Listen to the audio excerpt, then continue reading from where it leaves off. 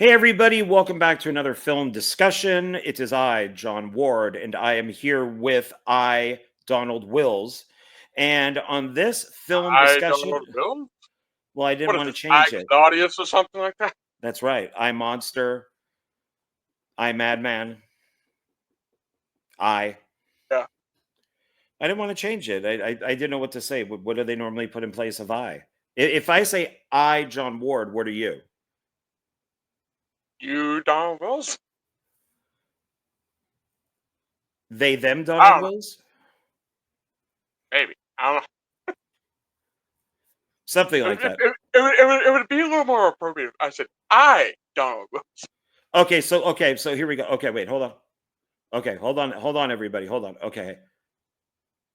Hey, everybody. It is I, John Ward, and welcome back to, as I stutter through this, another episode of Film Discussion. And I am here with. I Donald Wills. Okay, there we go. All right, so we got the introductions done. And on this video, we are taking a look at miniseries. And my pick was Hatfields and McCoys, because there's more than just one. With I just got off work, so forgive me. Kevin Costner and Bill Paxton. So this is it right here. And I love this miniseries. And Donald, what did you pick for? So I picked this for you to watch. What did you pick for me to watch? I picked The 10th Kingdom. Oh, and you got it on Blu-ray. Look at you. Well, I'll tell you the reason why I got it on Blu-ray. I'll tell you the reason when we get to this series, but this is a series that I have a lot of nostalgia for. I don't know what John thinks of it, but I expect him to hate it. But we'll get to that one. We will see. So, because I don't know what you think of Hatfields and McCoys, because I don't like discussing these things before we do the video, but I think this is excellent. It is 3 basically like 100-minute episodes. It was on History Channel, so commercials were put in there, to make them 2-hour episodes each. There is a making of the movie, so there's is it 2 discs? Yeah, it's 2 discs. So disc 1 has parts 1 and 2, and then disc 2 has part 3 and special features. So, and if you can't tell from the title, this is about the Hatfields and the McCoys and their feud that lasted decades and decades and decades. They're bitter feud, man. Yes, and I did watch, when I saw this originally, I did watch a documentary where the remaining members, there was like present day, so it's probably like a few years ago, where they did have like a reunion, and it was all outside. I think they had like the picnic tables, and they all sat down and ate and laughed, and they were having a good time. So I guess the feud is over. But Let's I think, hope. yeah. Well, I mean, enough of them died, so. Yeah, What? it was pretty bloody, man. It was pretty. It was a bloodbath. Let's just say it like that. Yeah, and it's directed by Kevin Reynolds, who worked with Kevin Costner on and off for many years. They have a love-hate relationship. He directed Waterworld. He also did Robin Hood, and he did a film called Fandango, which also has Kevin Costner in it. It's one of his first films. Who did Silverado? Oh no, that was the Big Chill guy. Yeah, so he's worked off and on with Kevin Costner. Normally they fight. They're pretty much like the Hatfields and McCoys, but with filmmakers. They're like, hey, let's make a movie together. And by the end of the film, they're not talking anymore, and they have to use like a mediator, to communicate with each other. So I don't know if that happened on here or not, but it's nice seeing Kevin Costner playing another, a real life iconic person. He was the dad in the Hatfields. So, and but then of course he was also Wyatt Earp. So that's pretty cool. So what did you think of it? I enjoyed it. I thought it was very well done. It was very well shot. Um, Yeah. Now, I don't know if it is 100% accurate, but let's be real here. Um, I sent you a video earlier today, and I guess this was one of the survivor McCoys, like one of the McCoys of today, and he was, I guess, complaining about. We're not really complaining, but the question. I guess he was asked a question: was the miniseries accurate? And he was saying no. Um, and I'm like, well, what historical like recreation is going to be 100% accurate? If it's Hollywood. They're gonna add their own flavor into it and make it a little more interesting. They have to get the people to come back and watch. Yeah, I would. Well, I was watching Braveheart, and while I was researching it, and then when the film was done, I watched some documentaries on it. That film is 1% correct. Yeah, That's it. Everything is made up in that movie. It's based on a poem. It's none of it is the the dates are wrong. The ages are wrong. Uh, um, you know, William Wallace, Braveheart didn't even give the speech in real life. It was somebody else. So yeah, you have to kind of go into things with a huge grain of salt when you watch these.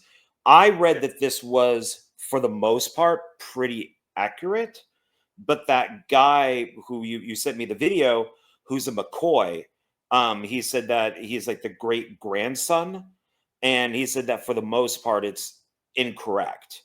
A couple things work, but of course he's a McCoy, so he's gonna side with the McCoys. So yeah. he said that Randall, no wait, Devil, I love that name. Devil, was it Annis and Annie? Devil's ants. Devil Ants, Hatfield, who's Kevin Costner in this, he said that the reason why you see more photos of him than you do of the McCoys is because he was a narcissist. Um, but they give the reason why there aren't that many photos out there is because Randall McCoy, who's Bill Paxton, burnt them all in a fire. So, and he's saying that's incorrect. Yeah. So, but that's coming from, but he did say, I don't know if he's like, if he married a Hatfield, because he I said that guess he's half. I guess he said he was like in between, like he was both Hatfield and McCoy. So I guess he has family on both sides. I guess I'm not.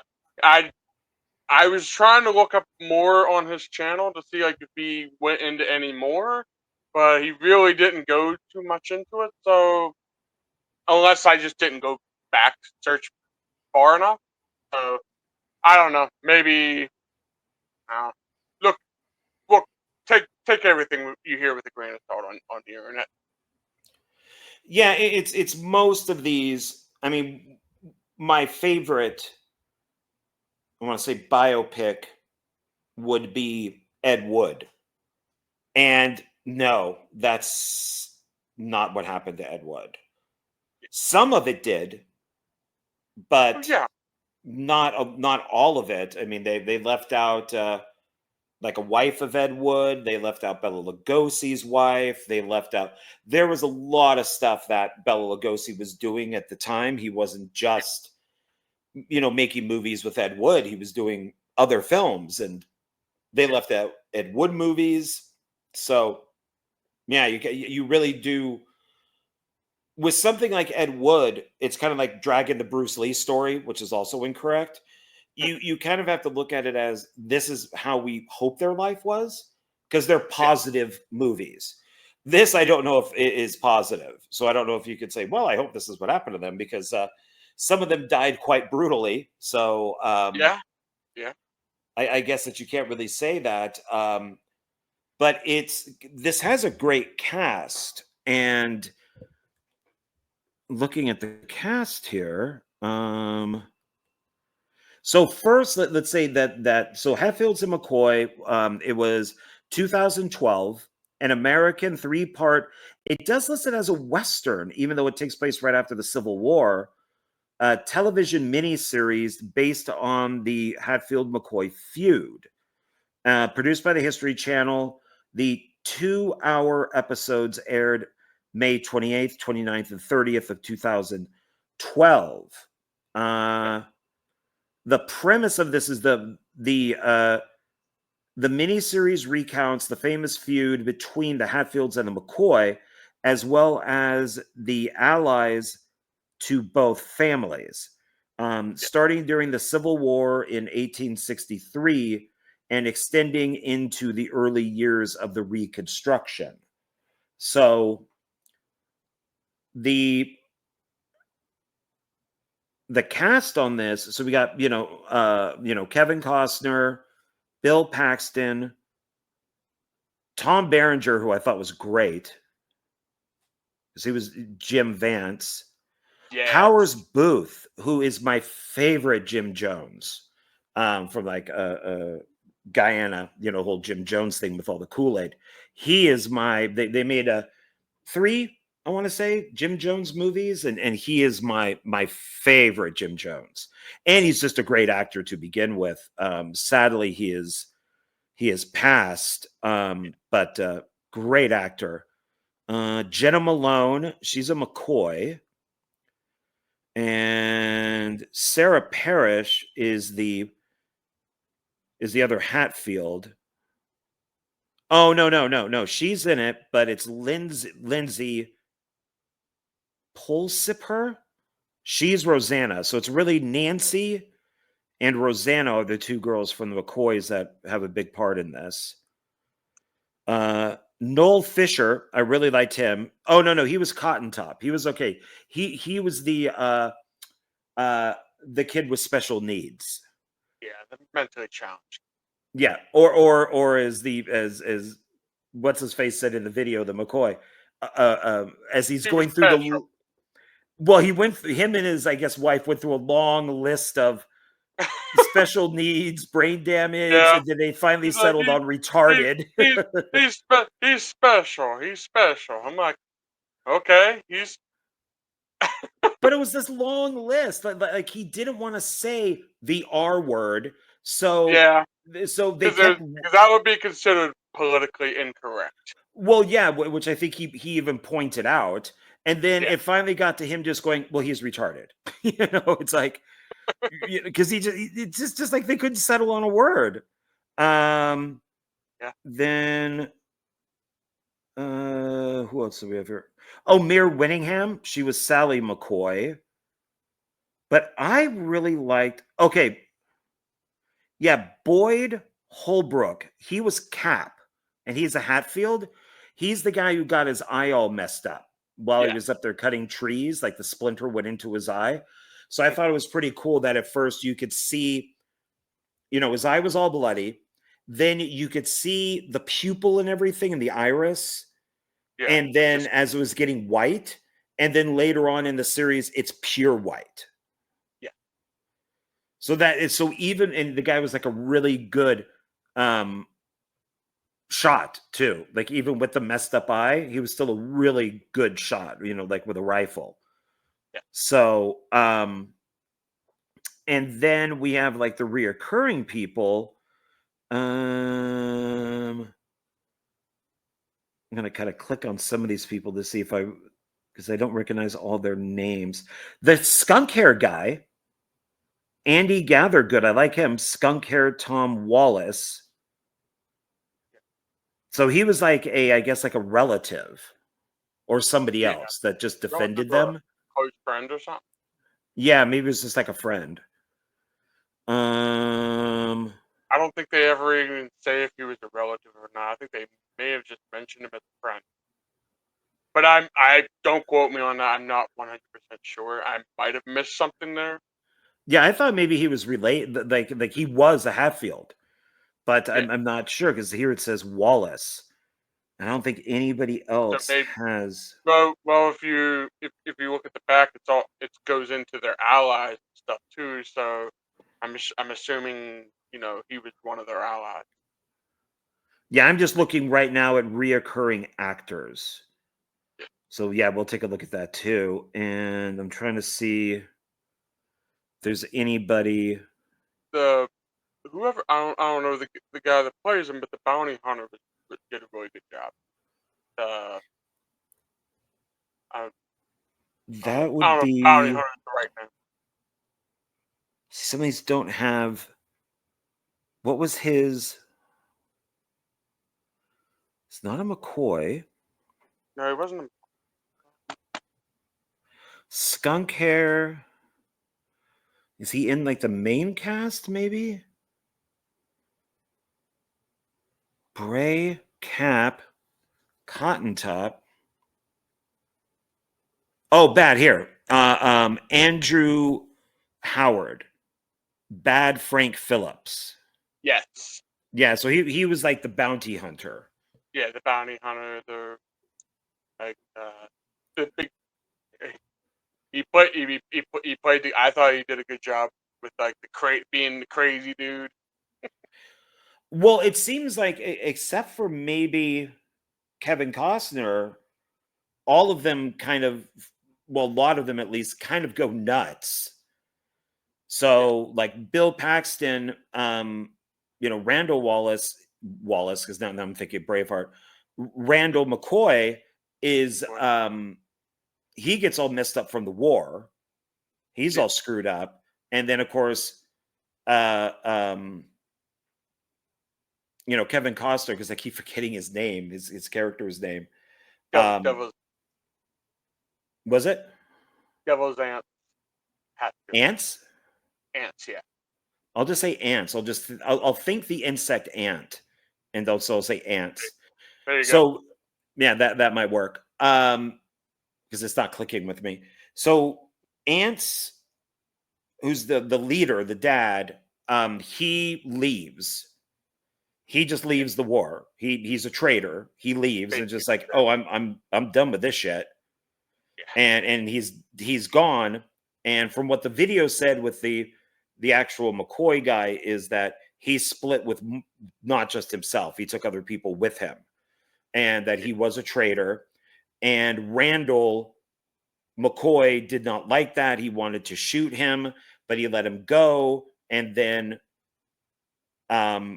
Ants made a good life for himself with his family and his business. He did land and timber. And so by the time that Randall got back, who was all fucked up, He was prisoner of war. He was prisoner of the war in Illinois. yeah, Like which was a long time. They don't really, I don't think, I mean, they just kind of show dates, but yeah, he was in there for a long time. And yeah, he was like walking back just to his home. He was all messed up. And what I found interesting about this beginning is when Ants comes home and he got his wife, who I think is pretty hot. I think he is, so Ants Hatfield, Kevin Costner, I believe his character is atheist. They never say it, but he does say to Randall, like, I've never had the courtship like of God, or like I've never had the courtship, something like that, with God. I think I don't know if he was like necessarily an atheist, because when Randall comes back after the war was done, he meets their first confrontation is after the church service. So maybe he's just like, I'm not overly religious like you are, because Randall was like very religious, very, you know. Oh yeah, because that's what I'm. Let's say a prayer. Let's you know, praise the Lord, all that stuff. Well, yeah, and that's kind of where I'm going with this is when Kevin Costner comes home and his wife is there, they just go straight to the bedroom. And then when we see Randall come home and he's very religious and he's all messed up, Mayor Winningham, his wife, who I think does a great job too, she is sitting on the bed.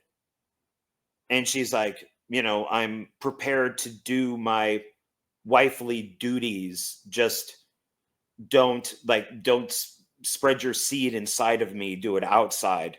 So it's like she feels obligated to do it because she's a woman, because she's the wife.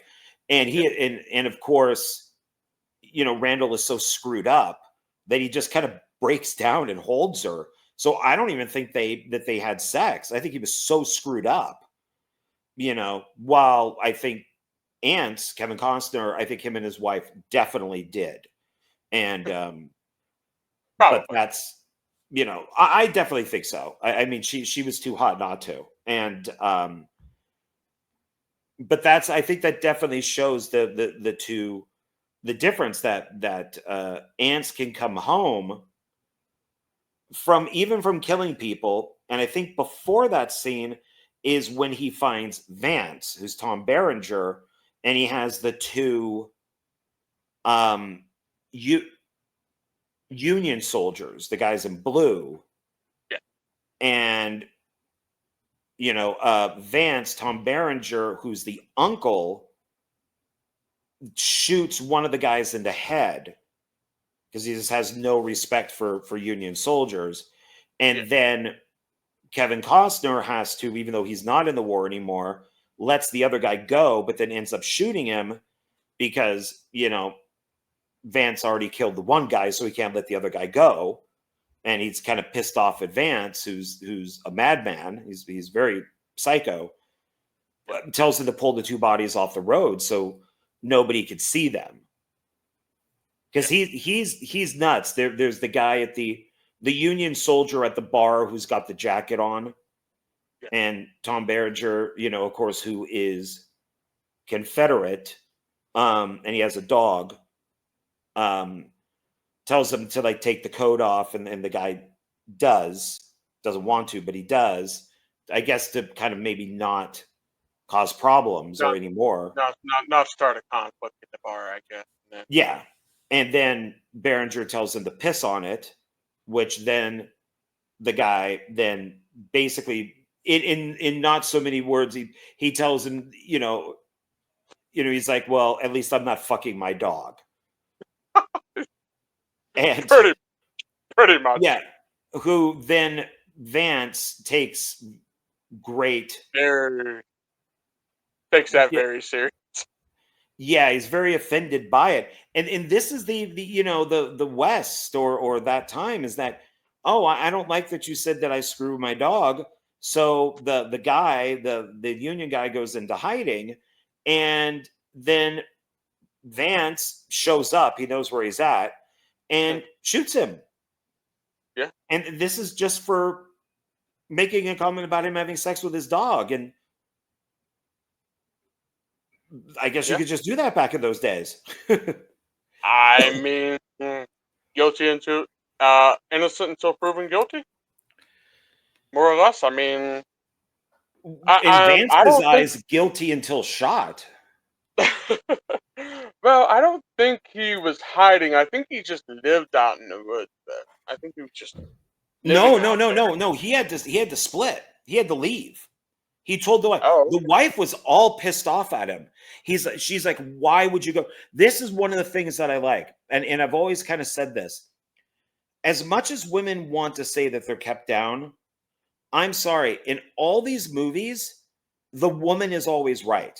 The woman is more of the boss of the family than the guy is. And the guy is always kind of the hothead. His first thing is always I'm going to go shoot the person. I'm going to go hit the person or whatever it is. And the wife is the one that, tells him to not do it or to do it, or kind of puts these things into his ear. But yet all these women, you need to go somewhere. Do not do what you need. Like, basically tries to either make the peace or add fuel to the fire. Yeah, and so the Union guy's wife is yelling at him saying, why would you go to that bar? Why would you say what you said? And he's like, I got to get out of here. Kids, listen to your mom. And he's already messed up for the war. He's got the crutch. and Yeah. he's limping, so he's already messed up. And he goes to that rundown like little shack where, of course, Vance finds him and immediately shoots him in the neck. Yeah. And then everybody's like, "Nope, didn't do it. Vance did not do Nope. it. Nope, did not do it He's at all." innocent. He's innocent. He didn't do no. He didn't shoot Well, no McCoy. I was thinking maybe at first, like, okay, so maybe this is where the feud began, but it really wasn't. It was with Ants Hatfield leaving the war. Yeah, that's pretty much how. I guess that's when it actually started. Because I mean, people may argue that maybe Vance killing the McCoy's the one McCoy at first, or even later on. But think it actually started when because Randall, after him and Ants actually get together and start kind of like, hey, let's make amends. Gotta I kind of got to give credit for Ants here because he's kind of like, hey, let's put our past behind it. Randall's like, no, you're a deserter, you're a traitor. You think you're gonna put your guilty conscience on me? I don't want nothing to do with you. Well, yeah, because when he's walking home and he's bloody, his clothes are all shredded. I think he's even walking barefoot. He's all messed up. He goes past Ants's like company, his operation, cutting down the trees, and Yeah, he's obviously doing very well. So that added to the fire. So yeah, it's already, because I think that he respected Ants, Randall did, when Ants told him, "Give me all your guns," and they like put him into the bag, and everybody splits. And I guess the idea is he's going to shoot all the Union guys. yeah, And I guess he does, saving them. So he comes back with like the blood on his face, and yeah, everybody thought he was dead. And then Randall just gives him that kind of nod, that knowing, the kind of like respecting nod to him, like, fuck, okay, you yeah, saved all of us, you did this. And then only that night, then it's like, oh, I'm out of here. I'm gone. I'm history. I don't want to do this anymore.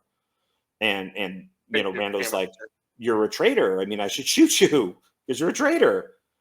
And he doesn't because they're friends. But I think because that Ants never came back, and what Randall went through with the war and being a prisoner and all that, he had plenty of time to think about it, and it just messed him up in his head. So when he got back and then seeing the timber, all that type of stuff, just Ants was just enemy number one, yeah. you know. Plus, maybe if Ants didn't desert, maybe things would have turned out differently. Maybe I mean, because Ants was a great was a great shooter. He obviously. I mean, the way the way they portrayed it in the miniseries, like he was a great like he knew how to do tactics during the war. So kind of like, hey, split, let me take care of something, and then give them time to get away, and maybe if he wouldn't have done that, maybe Randall wouldn't have been a president for all those years. But Yeah, it's a yeah. possibility. Oh yeah. I mean, if he had stayed, maybe they both would have gone to prison. Maybe they both wouldn't have because they would have been together and they could think Mhm. something out. Randall is not a stupid man, but he is blinded by religion. And Ants is also a smart man, but he's blinded by business. Yeah, So it's so both of them kind of have things going against them. The one thing that I thought was funny, even when I watched this documentary a long time ago with that reunion of the Hatfields and the McCoys, is I was surprised there was anybody left. So it's like back then, I guess you just fucked and fucked and fucked and fucked, and you just had kid after kid after kid after kid, and maybe because of their religion, I don't know if they were Catholic or not, but maybe they couldn't do anything about it, but Mayor Winningham does say pull out.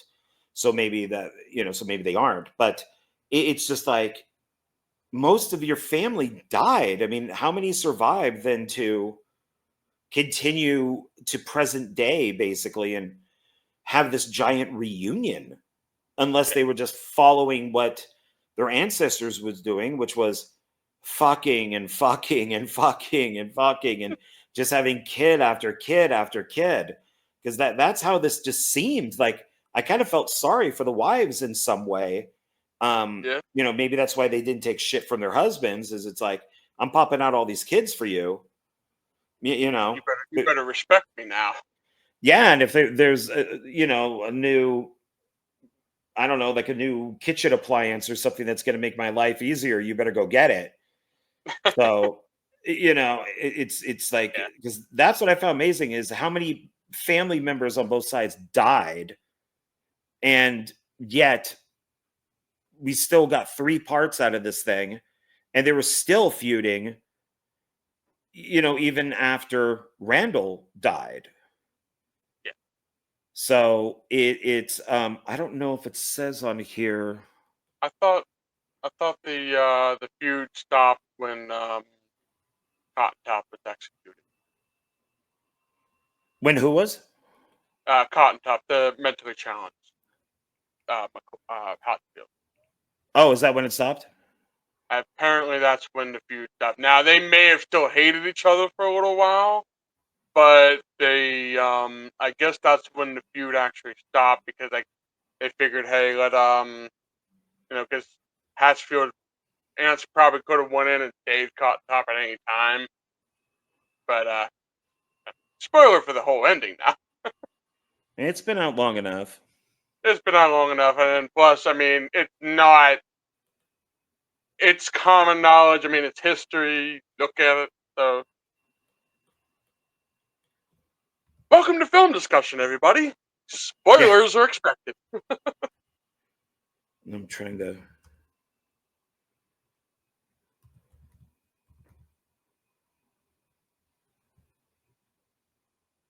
But I will say one thing. Jim, the character Jim Vance. What is the guy's name that plays Jim Vance? Plays who? Jim Vance. Oh, Tom Berenger. He did a great job. He made you like you hated the character, but you didn't want to see anything happen to him either. So you're like, I hate you, but I'm rooting for you. Yeah, so I'm seeing here the feud ended in 2003. Wow. Okay. I mean, I guess the violent feud maybe stopped when Cotton Top was executed. Like Yeah, it that says, was like okay, because Ants put out I guess in the newspaper stating that he was ready to stop the feud. yeah, it says here So I on guess July between 4th. them two, now the family feud may have actually continued on from there, but I guess the feud from Ants Hatfield and Randall McCoy kind of ended, I don't know, with Cotton Top's execution.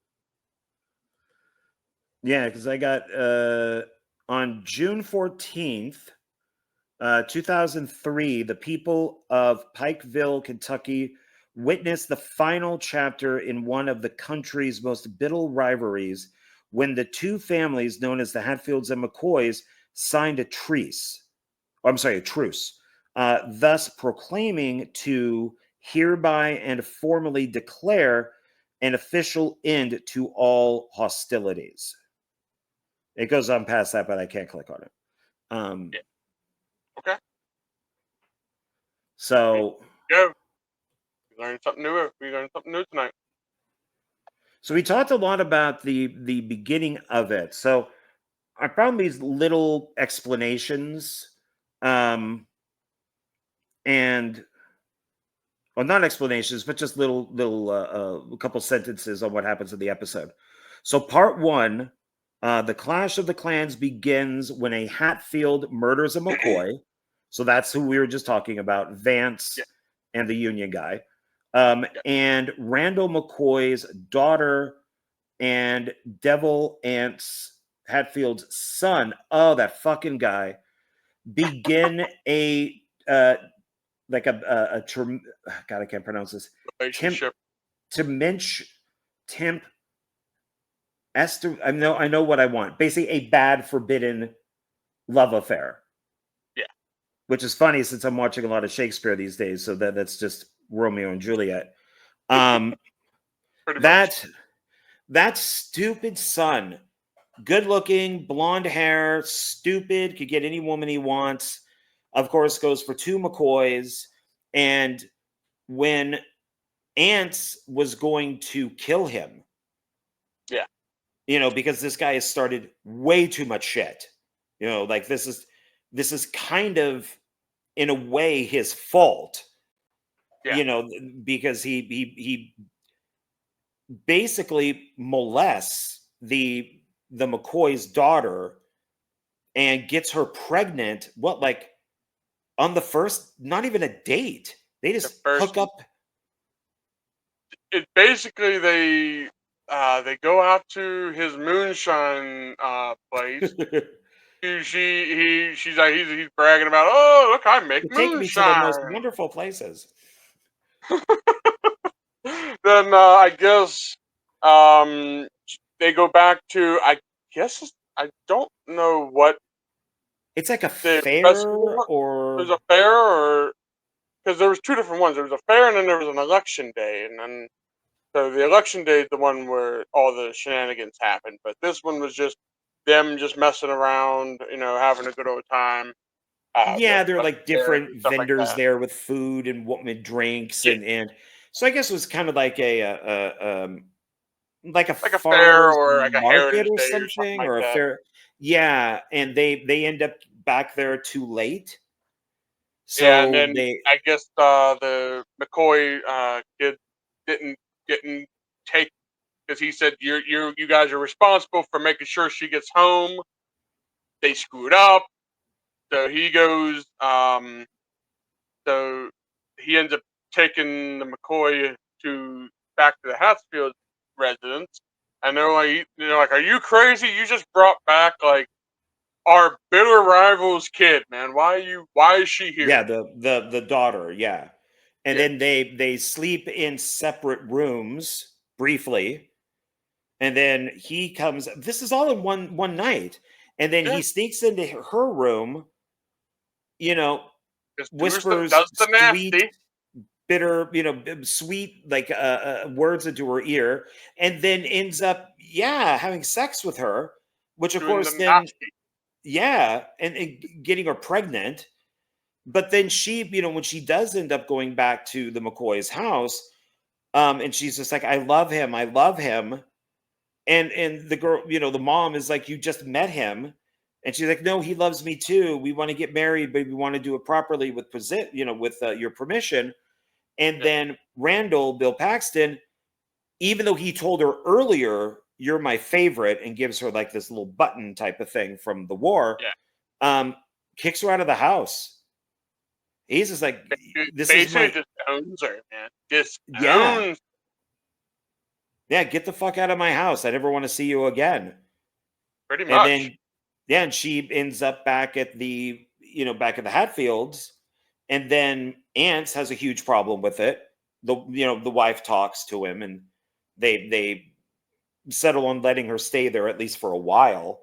And the stupid kid, the stupid surfer kid, um, he gets yelled at. And then they go frolic, down by like a lake. And then of course, the McCoys want to kill him. And Yeah, they eventually find him and then take him to this cabin where they're like, at dawn, we're going to murder you. yeah, So, dead by dawn, to quote Evil Dead 2. And yeah. yeah, then that's. I mean, this kid, and I don't blame, because eventually there's a whole bunch of stuff between the Hatfields and the McCoy with this kid, and I call him a surfer kid because that's what he looks like. He's got like the blue eyes, the long blonde hair. He's good looking. He's dumb. So if this was made in the '60s, he'd probably be a surfer. And so when Ants decides to take him out and almost do like from like The Godfather 2, where Michael, kills his brother for betraying him. That's what I thought of this, where it's just you're too, because they even did that in one of the episodes of The Walking Dead, where there's a 10-year-old girl, I want to say she is, and like her sister who's maybe like 6. Yeah. And the older girl is all messed up to where she has this weird idea of what the zombies are. Yeah. And they figure out that she's dangerous. So the one that Daryl likes, the girl that Daryl likes, the woman that Daryl likes, I'm blanking on her name. Carol. So Carol shoots her in the friggin' head. Just she basically pulls Of Mice and Men. She pulls a Lenny on her. And so I don't blame Ants, Kevin Costner, to want to do this to his own son, but he doesn't. He doesn't because his wife talks him into not doing it. Yeah, she says, you can't do it. He's like, I have to do it. And then he comes around and doesn't do it. The kid has no idea that he was literally on death's door. Yeah. I mean, the gun was even right there aimed at him. And the wife, of course, is, thank God. Thank God you didn't kill him. Yeah, but he is a fucking dumbass because then he goes to the second McCoy daughter. Marries her as almost like a joke in a way that like this would have been like a Vegas trip or something. And so there's him, who's Jenna Malone, and they get married because is it Jenna? Is that her name? The first wife? Oh no, Rosanna. Rosanna, yeah. Yeah, Rosanna is the one that kind of starts this whole thing with the married stuff. He basically leaves her. She gets sick. The baby dies. Well, he didn't leave her per se. He wanted to go see her. They sent her to I don't know, her aunt's place or something like that. Yeah, and because she's basically disowned. when he goes to see her, she's like, "Oh, the baby's gonna die. She's sick and all that stuff, and she doesn't want to see you ever again." Which we don't know if that's actually true or not. If he would have just maybe like tried to go around her and try to go see her, maybe she would have been like, "Okay, Well, we're going to run away or something." But I don't think. I mean, we she don't does know. look out the window, but the aunt is pretty much hates him. I mean, he's a McCoy. He got her pregnant. He really hasn't done anything to help her. I mean, he was part of the execution of her brothers at one point. Yeah, he does tell her later that his gun wasn't even loaded. Yeah, but she doesn't believe. Yeah, I mean, it's if they were to do it, traditionally, how like a firing squad is, like some of the guys would have bullets and some wouldn't. Then that way, the people shooting wouldn't know who actually killed them. Yeah, because it would, it basically they would go into like deep depression and all that. So it would, basically killing themselves like I killed a person. So he's saying that, but we don't necessarily know that. Yeah, like you said, but He's just a dumbass because he shows up at the aunt's house and he picks up stupid flowers, that are already there, and he goes up. Basically stole from her garden. Yeah, and like it's almost like he wants to constantly be in this weird, I'm blonde with blue eyes and good looking, and I'm an airhead, and I don't understand the circumstances that are going on, and I kind of want to keep it that way. So when he goes up and he does the dumb little flower thing, like, oh, look at me doing this gesture, and it's like, I'm no, doing dude. this out of kindness of my heart, even though I just literally stole it out of your aunt's garden.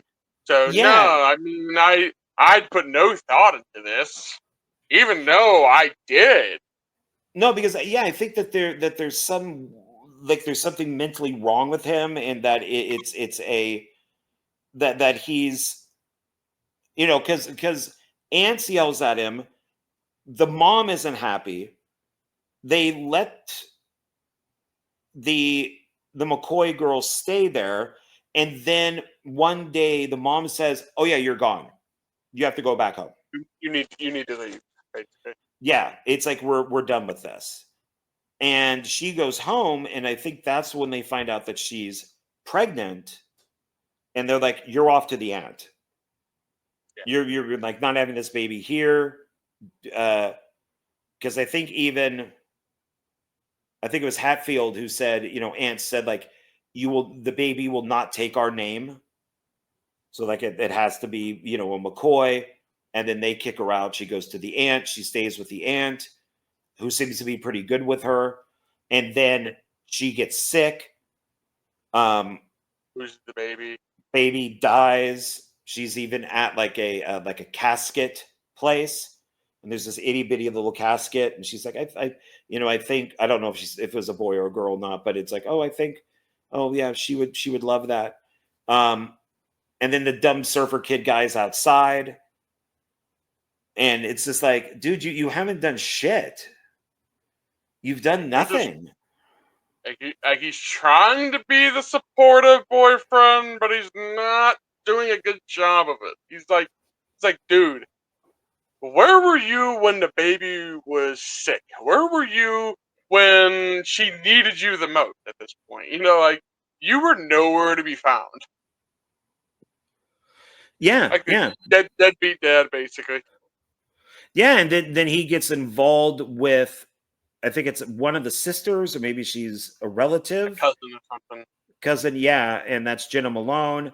They get married. Anthony She McCoy. doesn't even love him or anything because she ends up with that bounty hunter guy, Yeah. and being with him, and having sex a lot apparently, um, and and then the first wife ends up dying. So it's Yeah. like, That. You see, I don't know what.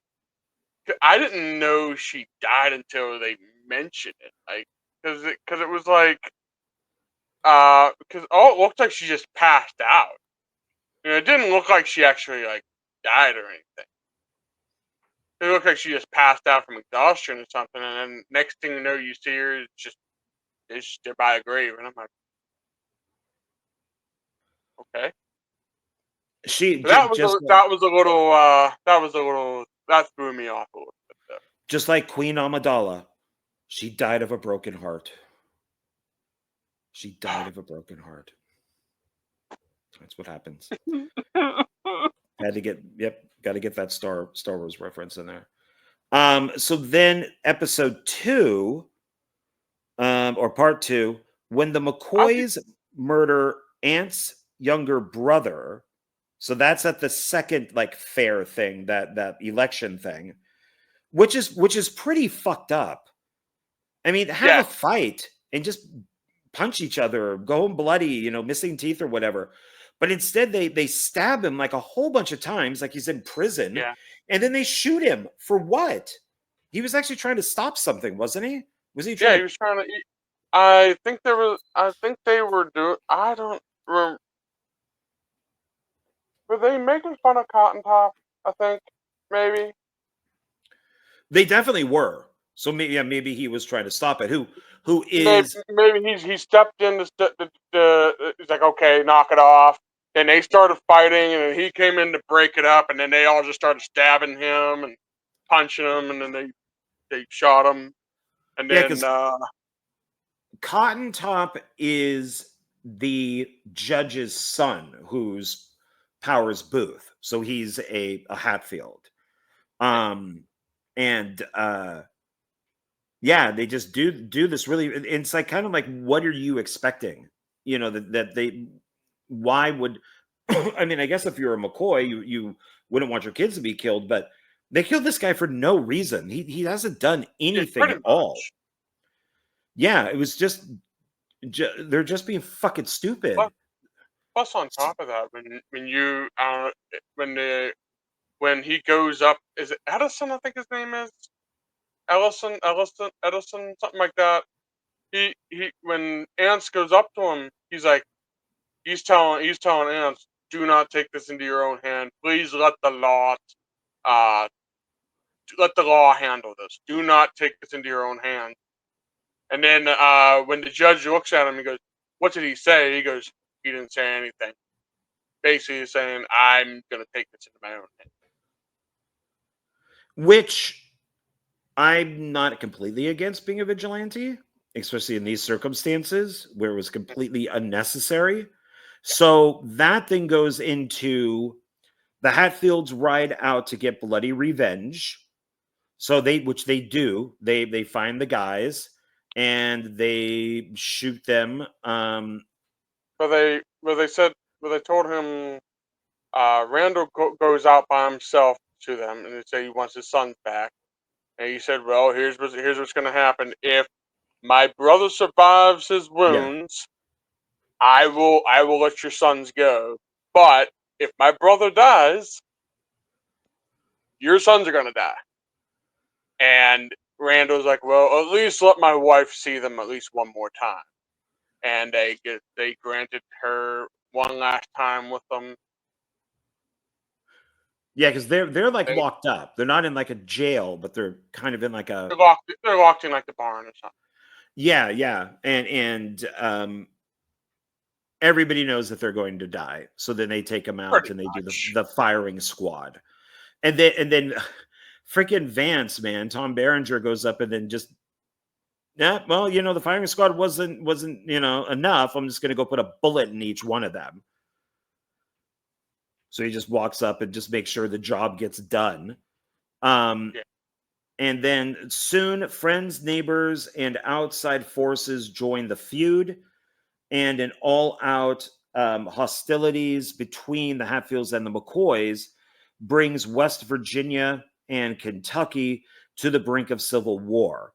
So I think it started during the Civil War with Ants leaving and being a traitor, Yeah. but this kind of makes it sound like this is where it really began. This was it. You I think this executed is my kids. the I think the hatred between the two started with the Civil War. The actual bloodbath feud started with this when Hatfield executed the McCoys. Yeah. So I think there's like it's like in phases. Like, we got Ants just deserted. You know, Randall's peed off at him. Okay, I just don't want nothing to do with you. I want these guys dead. I want these guys. I want to kill all the Hatfields. I want to kill all the McCoys. Both sides wanting to kill it, wanting to basically like annihilate the other one off the face of the earth. Basically, So who do you think between Ants and Randall, who do you think is the better, lack of a better word, man? Who do you think is the better man? Like, I guess maybe as like a father, a husband, I don't know, man. um, They're both pretty maybe. terrible, man. I'm not gonna lie. Well, if you um, if you had to if side I had to, with if I had to one, side with any of them, I can see. I gotta give it to Ants a little bit because he was at least trying to, like, when Randall came back, he tried to go up to him and said, "Hey, I'm sorry about what happened. You know, let's. I know you did. I know you don't like me for deserting the war. You know, being a deserter and all that. You think I'm a traitor. You know, you're allowed to think that, whatever. But let's bury the hatchet here." McCoy, as a religious man, I feel like should have been like, "Hey, the Bible says turn the other cheek. You know, do unto others what you want done unto yourself." The Okay, Bible also says eye for an I eye. yeah, but if you go by the New Testament teaching, it's more like, okay, just make peace. So Oh you've been no, like, I like okay, the First Testament much better. you would.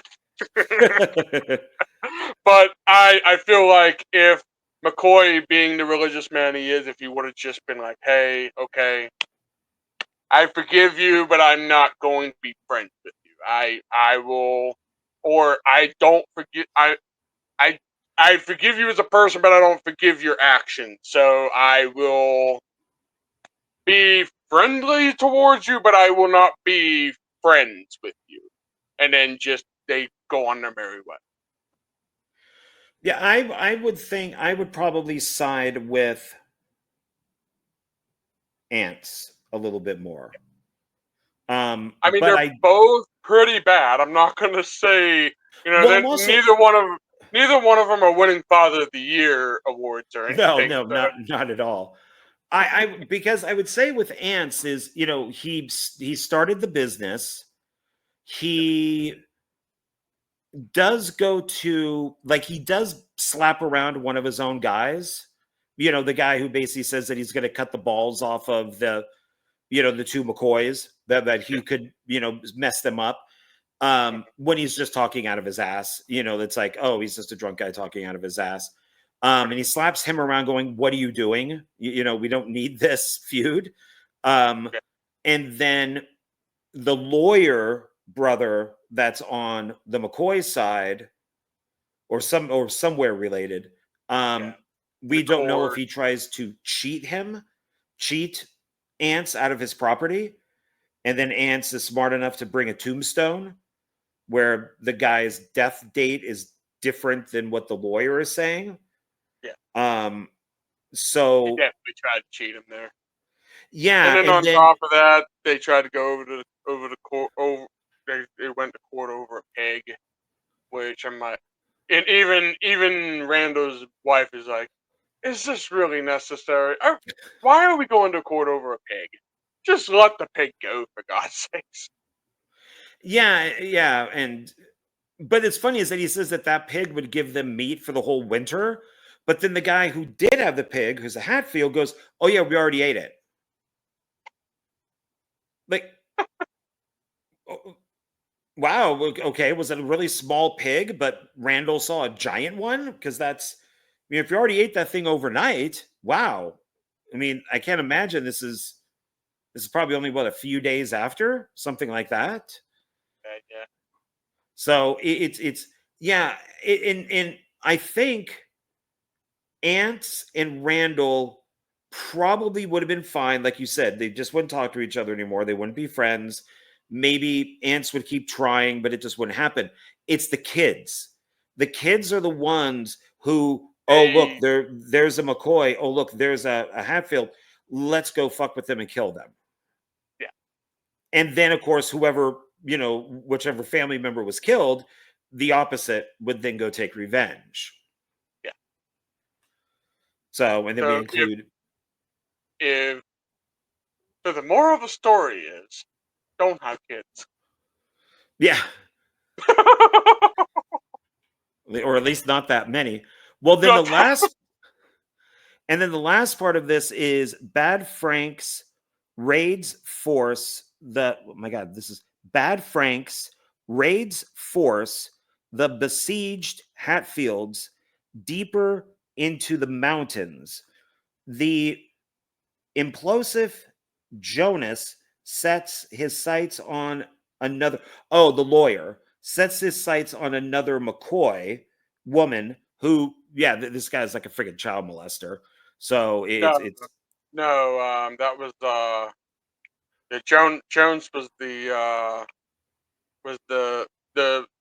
surfer boy. You said you called him surfer boy. oh, okay, so that'd be Jenna Malone, but the lawyer is a child molester. He's because he even Yeah, he talks was. to Randall, even when the daughter that goes off, when she's like a little kid, Yeah. about marrying her, and then Bad Frank even comments to the lawyer, "You like him young," when he sees the new wife, who's probably like a Yeah. teenager, Yeah. and Yeah. he's obviously in his 30s or something like that. So, um, and then that's when Bad Frank's like apprentice shoots him because Bad Frank is so drunk that he doesn't want him like just shooting people. So he shoots him and kills him. Yeah.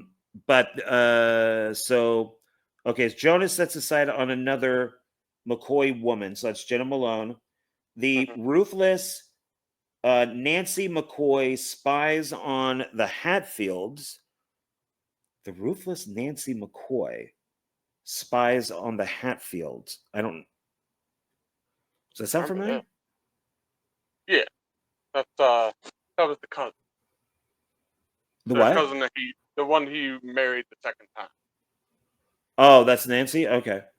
Um, and the feud leads to a shattering New Year's Day battle. Yeah, there is the big battle at the end, the big fight at the end, Yeah. and then we see Randall, who looks like because everybody's freaking dead. He's by himself in like a cabin. He's throwing Burnt pictures into all the the fire pictures.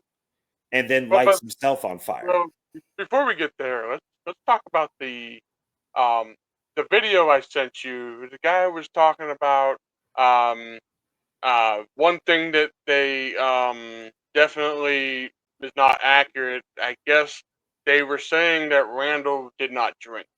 Randall was not a drinker. So they Right. were, but in the miniseries, he was like drunk. He's like shooting in the air. He's like, I'm gonna shoot them Hatfields, Yeah, and there's a running couple into there's trees. yeah, he gets so drunk that somebody like punches him and he just passes out on the floor, Yeah. which I think is Uh, like Bad Frank or somebody punches him in the face. Uh but it's yeah, then he goes. But also that guy on that video said that he didn't set himself on fire. who knows? I mean, maybe this version of McCoy did, but Rando did, but I don't know. I guess if you want accurate, just watch a documentary at this point because that's the only way you're gonna get. I mean, accurate, as accurate as you're possibly ever gonna. So he died in 1914 and March 28th. Okay, so let's see here. Wikipedia. Death. Okay. Randolph McCoy died at the age of 88 after he was severely burned, but Oh, it was from a cooking fire.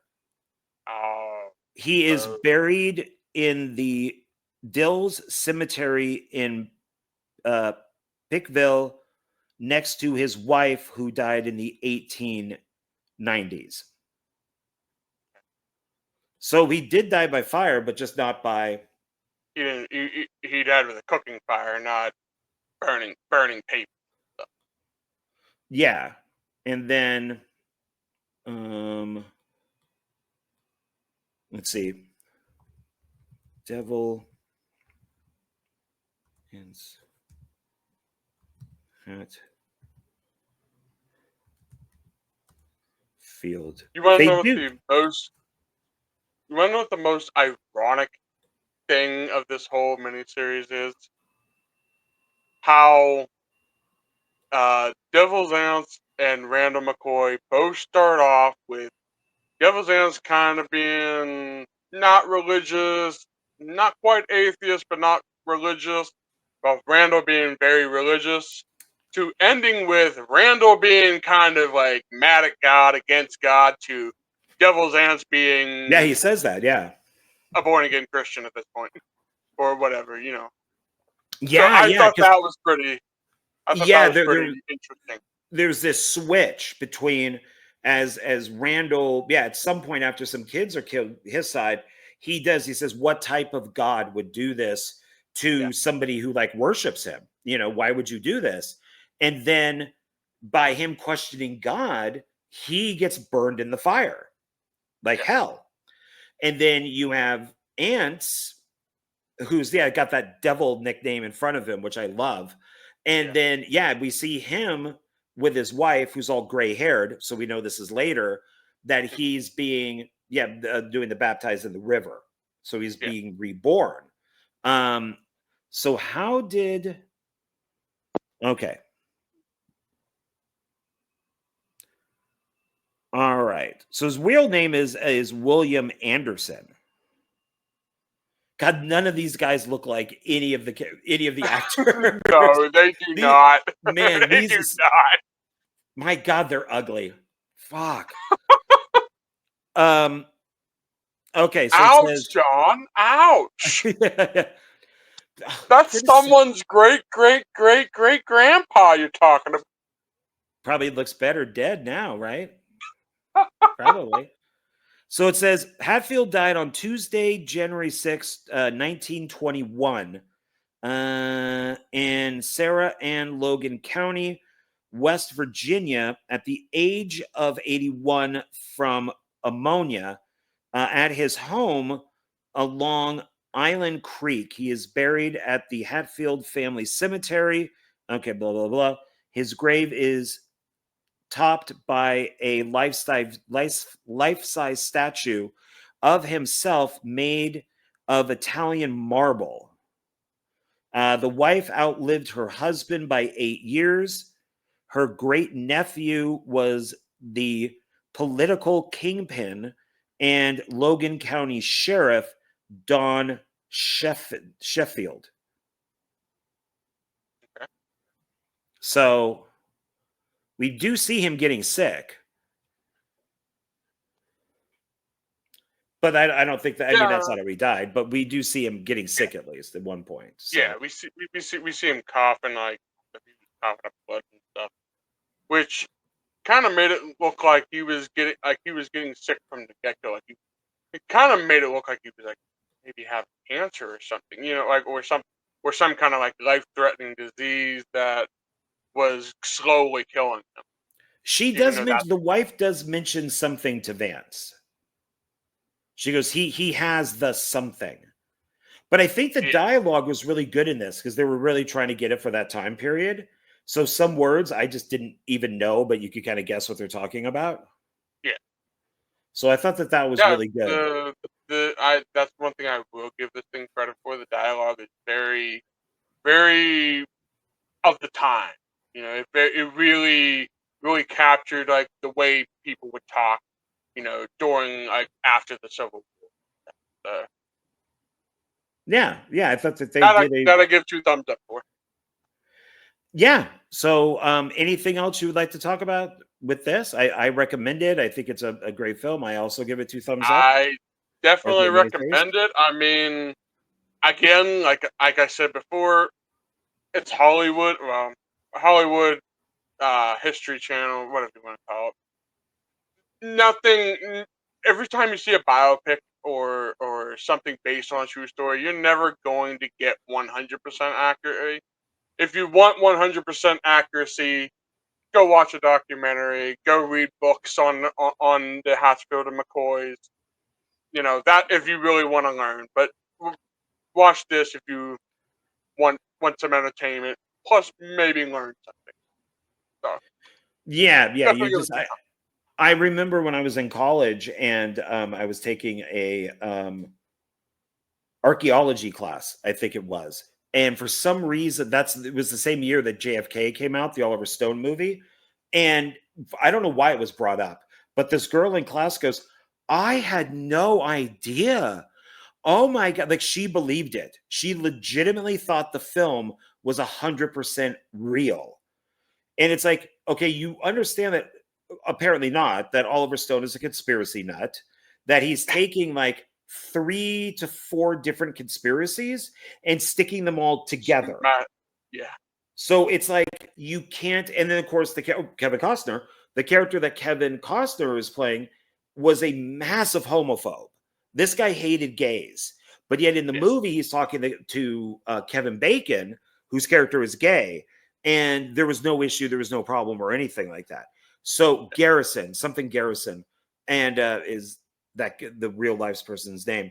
So it's like, yeah, you can't take any of this stuff real. You should watch it and then do your own research on it.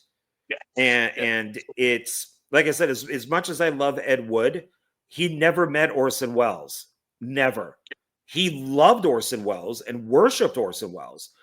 But he never met Orson Welles.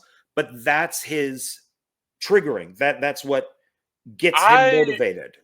I always interpreted that as that was all in his mind. Like, he was just imagining meeting Orson Welles. Interesting. Like, you know, that's the way I interpret that particular scene you're talking about. Like, he just imagined that whole thing. So I could be wrong. Maybe they actually wanted you to think that he really met Orson Welles, even though he really didn't. But no, that's an interesting take, that he enters the bar, and Conrad Brooks, one of the Ed Wood guys, is the bartender, and he's like, that's Orson Welles. And but the booth is empty. And when he's sitting there, he's talking to nobody, but in his brain, it's Orson Welles, because he has the same problems that Ed Wood has. But they were real Orson Wood, Orson Wood. Orson Wood, the great and the bad together. That they did. Orson Welles was making Touch of Evil. He didn't want to use Charles Bronson. God, I'm getting all these names wrong. Charles from Planet of the Apes. Charles. Oh my God, I want to say Houston, but that's not right. Charles fucking A. Now I got to go look it up. Charlton Heston. That he didn't want Charlton Heston in it because he's playing a Mexican, as he says. And that seems. I don't know why I thought it was Charles Heston. Yeah, getting old sucks. Oh. But it's I could see that. That's interesting, because Jonathan Moody loves that movie too. So I'm gonna have to throw that idea out there with him, because when we reviewed the movie The Hunt, which is the one where the Democrats hunt the Republicans, I looked at it in one way, he looked at it in a different way, and it was like, okay, maybe you're right. Maybe I'm wrong. Maybe, maybe I should be looking at this differently. Maybe it's all up to interpretation. You know what I mean? It is, but I like your theory, though. I like that he's just not there, so that and if maybe a different director would have had one shot of Wood talking to nobody. But maybe Tim Burton, wants you to, maybe he is there, which is, I always took it, that he just happened to walk into a bar where Orson Welles is, Orson Wood, and Orson Wood coming to theaters near you. I like that, Orson Wood. I think that's good. That's going to be my fake name from now on. Like, if I do, films written by Orson Wood. There you go. I like that. It flows too. It can be your pseudonym. Yeah. Or what do you call it? Alias or whatever. Yeah, my alias type of thing. So, anything else with Hatfields McCoys? Again, I recommend it. Don't take everything at face value. Just go into it and enjoy yourself. That's all I can say. So definitely recommend it. Okay, yeah. I think it would be a good double feature with Wyatt Earp. They're both freaking long as hell. God, I bought John Wick 4 because I've never seen it. I own the other 3. Ballerina's coming out, and I put it on, and I looked at the time. I'm like, this is 2 hours and 50 minutes. Why is John Wick 2 hours and 50 minutes? That's as long as the new Mission Impossible movie. But I watched it. I was planning on watching John Wick 4, which I thought would be 2 hours, maybe a little over 2 hours. And then I was going to rewatch and scan through Hatfields and McCoys to remember it for today. And it's like, there's no way. I just started falling asleep, and it's like, I need to finish this. So luckily I was able to do it this morning, but it was just like, damn, movies are long. What the hell, man? If you can't tell in 2 hours, then there's a problem. But yeah, I highly recommend it too. So darn that short attention span. I know, and you get, when you get older, you get more tired. So you're if you know that the movie is going to be like, oh crap, it's going to end at midnight. You're going to start falling asleep around 10. Yeah. Might as well just watch it tomorrow. So all right then. So we both recommend Hatfields and McCoys. You know what I wanted to look up? Is Dr. McCoy on Star Trek a McCoy?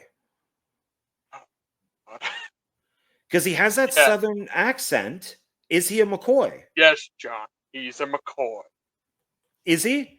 And there should Dr. McCoy a McCoy?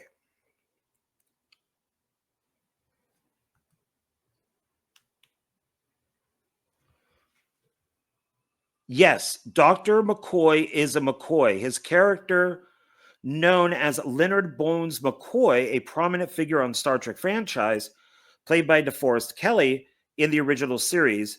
His character is known for his catchphrase. Okay, blah, blah, blah. Okay, no, is a McCoy, but it doesn't say. I think he is. I think he's a McCoy. I do. Darn it, Star Trek missed the opportunity. Could have had a time travel thing where they went back to. Well, they kind of did with. They went back to the OK Corral, so they went back to Wyatt Earp. I think he is. I think that he is a McCoy. So I'm going to comment your conspiracy theories down below. Yeah, I think that he is. All right, Donald.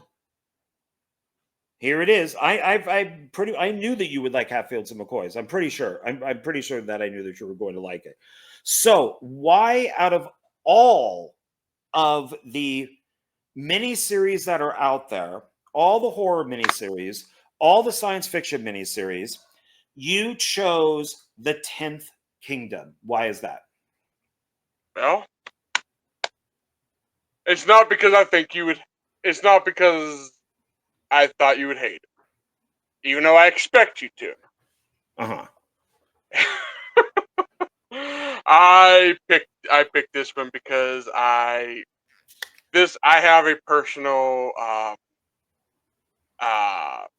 connection with this one, because I watched this back when it first came on, and my mom would not let me stay up to watch it because it was 2 hours long, and I was supposed to be in bed by 9. This thing would have ended by 10.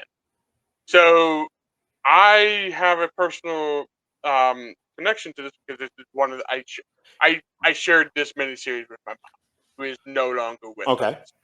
So this, and I remember watching the last part a billion times. Don't ask why. I was a weird kid.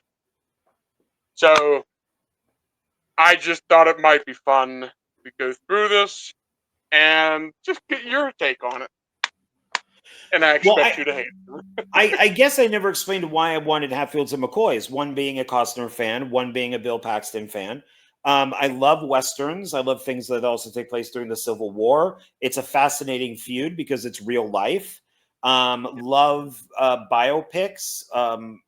Love all that. So that's what, and especially my fondness for Kevin Costner these days. It's sad that Horizon didn't pan out, but yeah, I mean, for me, it's just it has everything. So interesting that it's kind of two different things, that you have this memory of like your mom and all that stuff, and I'm looking at it more from a history, Kevin Costner, type of thing, where yours is a little different. Now, do you want to know my thought on it? In a moment, let's show off the Blu-ray. Okay. Which, by the way, on YouTube, at least the first few episodes did not have commercials. I think the last 2 episodes did, but it's HD. It looks like a Blu-ray. Yeah. It looks beautiful. So yes. The first I bought it on DVD a couple years ago, and the DVD that Mill Creek put out. Now they since then re-released it on DVD, so the newer versions of the DVD might be better. But the old DVD was 4:3. It was if you're watching on a bigger TV, it's very pixelated. So if you see that one, do not get that one. But if you do want to watch this, if you are curious, dear viewers, get the Blu-ray or the I think it's the 15th anniversary. I think it's the 15th anniversary. No, don't quote me on that. But I think it's the 15th anniversary, and it looks like this. Okay. And comes with a code. This code does not work. This website no longer exists, so I don't care. You can try it. If you want to try it, go for it. It comes on 2 discs. There's disc 1, which comes with part 1, 2, and 3. And then disc 2 comes with part 4 and 5, and a making of the 10th Kingdom, and isolated score track. Don't know what that means, but well, that just means that you can listen to the music. There's no dialogue, anything like that. It's just the music. Yeah. Okay. A lot of composers, like really good composers for movie soundtracks, will have that. So Danny Elfman does it for some of the movies that he's done. Okay. All right, John, hit me with the 10th Kingdom hatred. Okay, so I thought that the copies on YouTube were going to suck, but they didn't. They were definitely Blu-ray HD quality. They were only put up maybe like a year ago. They even let you know that this is like taken from a Blu-ray, and so I'm like, okay, that's good. And then when you had originally told me about this, I had absolutely no interest in watching this at all. I would not watch this on my own in 100 years. I just wouldn't do it. Then I started watching it, and I really liked it. Wow. Okay.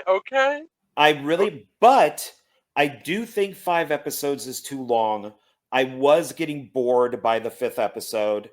I'm like, come on, can we get on with this? But not knowing what this was, I did no research. I didn't look at any trailers or nothing. I just went into it completely blind. I had no idea that the Brothers Grimm were involved.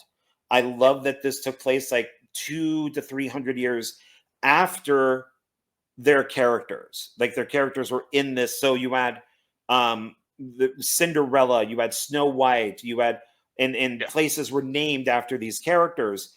And I'm like, I'm liking this because I like movies, even though this is the first one. I love it when movies like, we'll say like Jurassic Park, even though part 2 wasn't great, I love when they go to destroyed things. I like when they revisit the first movie. So I think it's even part 3 of Jurassic Park where they go to the original park, I think. And then but it's all destroyed. It's all messed up. Westworld, the original, and Future World did that, where the 2 main characters kind of end up in Westworld, in Future World, and it's just all messed up. And I like that. So I really enjoyed that we had these characters that are from the Brothers Grimm, that that they even acknowledge the Brothers Grimm. They acknowledge the stories, and there are castles in different places. Even like a jail is like a Snow White jail. So it's like the White Penitentiary or something, or Snow White something like No, that. like, yeah. Yeah, and so I really enjoyed that. I've always liked John Larroquette. I like Michelle Williams. She's very cute. I don't know why, and I would like to have an answer to why they cut her hair. As much as I like women with short hair, I don't think she looks good with short hair. Who is this again? Michelle Williams, the lead girl, the daughter of Larroquette. Oh no, not Michelle Williams. Wait, what is her name? It's Michelle Kimberly Williams. That's it. Yeah, Kimberly Williams. Yeah. That she becomes Rapunzel. She gets a curse put on her. Yeah. And her hair just keeps growing and growing and growing. And they cut it. They find a way to cut the hair off. And now she looks like a 10-year-old little girl. And I'm like, oh, she's so cute. And you know, I liked her in Father of the Bride parts 1 and 2. And it's just like, man, now it's like I'm looking at an 8-year-old, and now I feel all pervy. And but I did really like it. I like how the witch goes to the castle of the Wicked Witch from Snow White, and she's got all the mirrors, and the castle is all ivy and messed up, and it's just old and decrepit. And she even goes to the grave of the evil queen. So I really enjoyed all that. I thought that it's directed, one of the directors is David Carson, who used to do Star Trek The Next Generation, and he directed the Generations movie. So I'm like, oh, a Star Trek guy is in this. Okay, that's interesting. So I enjoyed the music. I thought it was well shot. I liked the lighting. I liked that they, you know, I enjoyed it. I thought the wolf guy was a little annoying at first, and at first he's annoying, but he kind of grows on you a bit.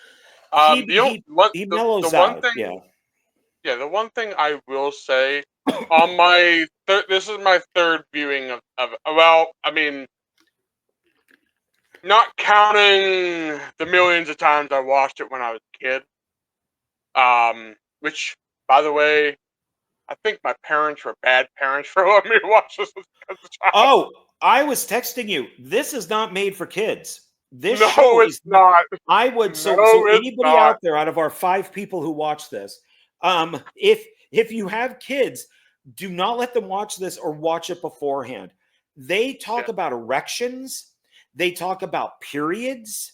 They talk. I mean, there is a lot, and it's a little violent. Yeah. They cut a guy's head off. Yeah. Well, but the King Troll, right? That's what you talk about. Yeah. So and O'Neill from Married with Children is the King Troll, which I thought was pretty cool. See, I didn't real. You if you didn't know that, you wouldn't be able to tell it was him. I saw his name in the credits. I don't think I looked him up. I just tried to find him, and then every once in a while, you know, Married with Children would come out, and I'm like, that's him. He's the main troll guy. Plus, he does get killed, so he's not in the whole series. So they're like, you know, Mr. O'Neill, we only need you for 3 episodes. There's 5. And he's like, oh, okay, that's fine. You know, I'm not going to have to be in this makeup for the entire thing. But he's the wolf guy. I want to say it's Wolf Man. It's not Wolf Man, but he is a wolf man. And he's going through a change. And he talks about all the things that would happen when a woman has their period. And all of a sudden, our lead girl stops and kind of goes, God, that all sounds very familiar. And he's talking about he's talking about menstruating. That's not a kid thing. And then Oh, they're it's not. together when she's all like lovey-dovey with him, which just be, of the town that they're in and stuff like that. And she's getting with him. They all of a sudden something happens. And she goes, "It's not your fault. It happens." And he goes, "It normally doesn't happen to me." And she goes, "It's okay. We could try again later." He's like, "It's not me. It's not me." And I'm like, my God, they're talking about him not being able to get hard.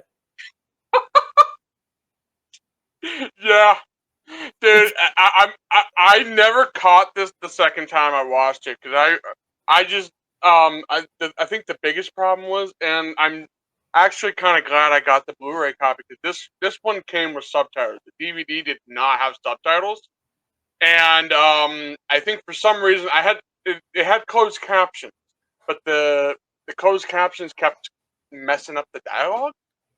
So when I put the subtitles on for this, I was like, dude, I'm catching like everything I missed for the last times I've watched it, and I was like, man, this all these adult jokes went right over my head yeah, when I was younger. this isn't Bugs Bunny. This isn't like the classic Bugs Bunny stuff. When we were kids, we would never get the adult stuff. And we thought Mhm. it was funny that he would dress up in women's clothing, not realizing that Bugs Bunny is a transvestite. But it, if we didn't catch any of that adult stuff until we became adults. But it Yeah, wasn't like this. This was, uh, I'm just going kind of like, in your face at some points. yeah, because even like the second evil queen that comes in is questionable on a lot of stuff. And it's just like, what is this? And I think I messaged you 3 times going, this is not a kid's show. No, And I would almost, now that I know it's available on Blu-ray, Philip's going to be coming out here this weekend, and we're going to hit Zia Records and stuff, and I may see if they have it, because I really enjoyed it up until I didn't like, oh, the evil queen is my mom. I didn't like that. I just yeah, didn't. I think they were running out of time or something. I don't because if you look, it took them like 7 months to film, and I think they were like, we gotta just wrap this up or something. And they're like, oh, let's just throw a story together at this point. I don't know. Yeah, I got with our lead actress. I don't want to keep saying her name wrong. The Kimberly Kimberly. Williams. That she, I I did not feel sorry for her at all, because it was just my mom left me when I was 7 years old, and I just wanted to go outside and grab a stranger and say, "My mom left me. I don't have a mom." Shut the fuck up and get over it. You're It was not 7. it You're was I will say some of the dialogue was pretty cringy. I But mean, it's like, especially the second time, it's the third time viewing. I was like, ooh, yeah, that's pretty cringe. but it's And like, that's exactly why I was thinking, John. I guarantee you, John's gonna hate this. John's no, gonna hate this. it's really that last maybe hour of episode 5 that I just wasn't, because that's when the whole thing of that's me that, oh, whoa, what happened? You there? You okay? Did you fall out of a window? Sorry. There we go. Um, my thinking of stuff like this, when I hear my mom, yeah, a lot of people had their mom leave them. My dad left me. I've never met my dad before. I've only seen like 2 pictures of him. I've never had communication with him. But I'm not sitting there going, my dad left me. He went to buy cigarettes and never came back. And I just wanted to, because you're grabbing a stranger, like she said. I just want to grab a stranger and tell them I lost my dad. I don't have a dad when I'm 7. And it's like, that stranger might go, I lost my dad. I lost my mom. You're not the only fucking one, you arrogant narcissist. Because that was the whole thing with her. I did not like her character, and it's like everything was about her. It's not like if you put this like with the Wizard of Oz. Dorothy ends up in Oz. She kills the witch. The mean witch comes by. We got the good witch. Dorothy is concerned about getting home, but she's also concerned with helping other people. You Yeah. know, it wasn't all about, hey, F you, Scarecrow. You know, it's this is about me. Yeah. This was all about her. Like, she did not seem to give a crap about anybody in that land. Yeah. It was all about the mom and getting home. And that annoyed me with her, that Yeah. she didn't maybe when the man wolf was trying to convince her to stay, that maybe she would have some sort of epiphany and be like, do I really want to leave? I mean, and then we flash to her helping people, you know, Yeah. maybe like she doesn't even realize that she's doing it. I just didn't have that stuff really annoyed me with this. Because after a while I started to like, I'm just going to call him Man Wolf. Um he did mellow out, he changed, and then he became a little spastic at the end, but he was a more mature person, and he does betray them, but it's all about the mirror and the money to get the mirror, and we got to get to this place and that place. I'm sorry, you're in a freaking fantasy world. Really? Do you want to go back to New York? I'd Really? rather stay in this place, man. I mean, this place is. I mean, this place has got like you can get like magic wishes and there's I don't the, you know little Bo Peep and It's got all all these these things. Yeah, and it's got Warwick Davis with one eye. I mean, why wouldn't you want to hang out with Warwick Davis with one eye? I mean, that would be pretty cool. So, I mean, I would. It's kind of like there's what is it? It's the I guess now we have to call them the Wachowski sisters. In that movie, they have rising, ascending, Jupiter. um,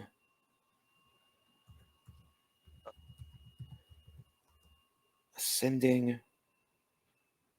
Whatever it is, it has Channing Tatum in it, and the chick from the hot chick, the really hot chick from that '70s show who plays Meg on Family Guy. I'm blanking on her name. I'm old, but they she goes she lives on Earth. She's human. She gets to go to a foreign planet, and she's on these ships, and there's all these aliens around, and she's in a completely different place. The only thing she cares about are the frigging shoes.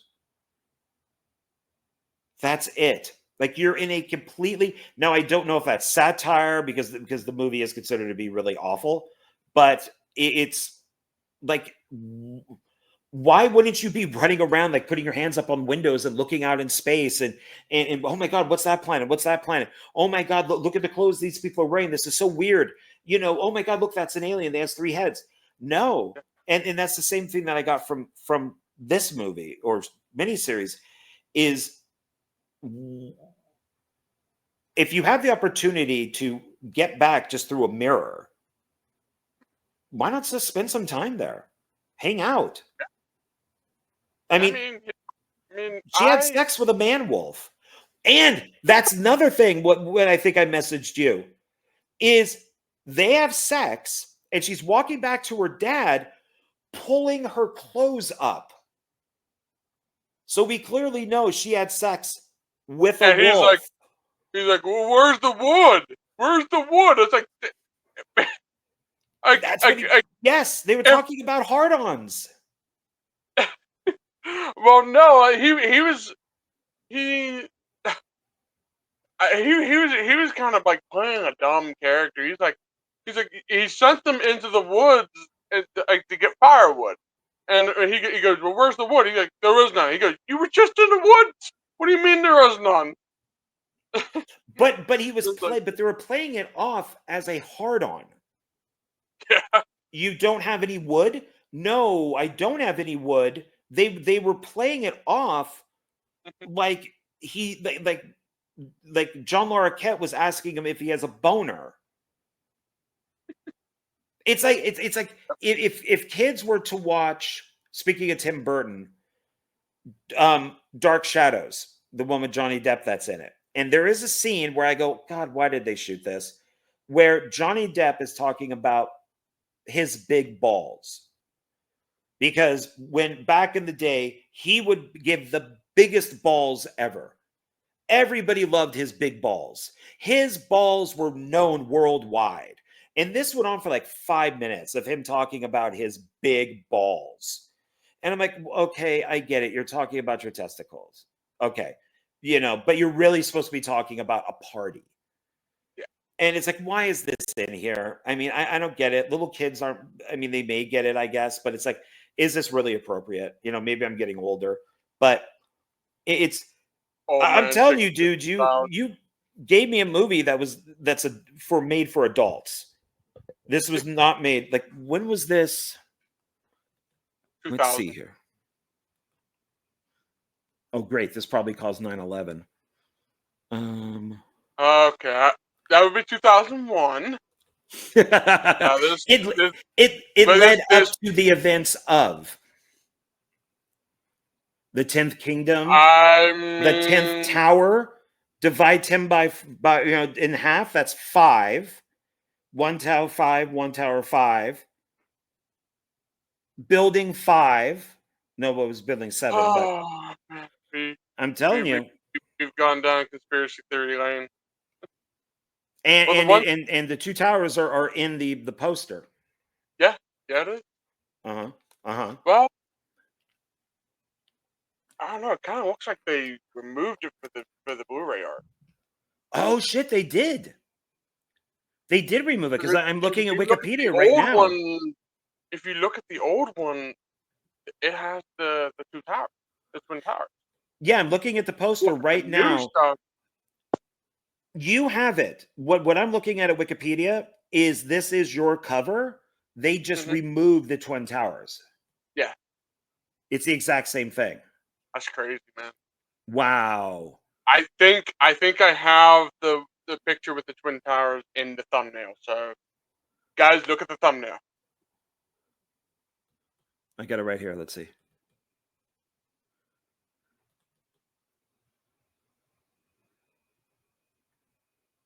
Yes, it's in there.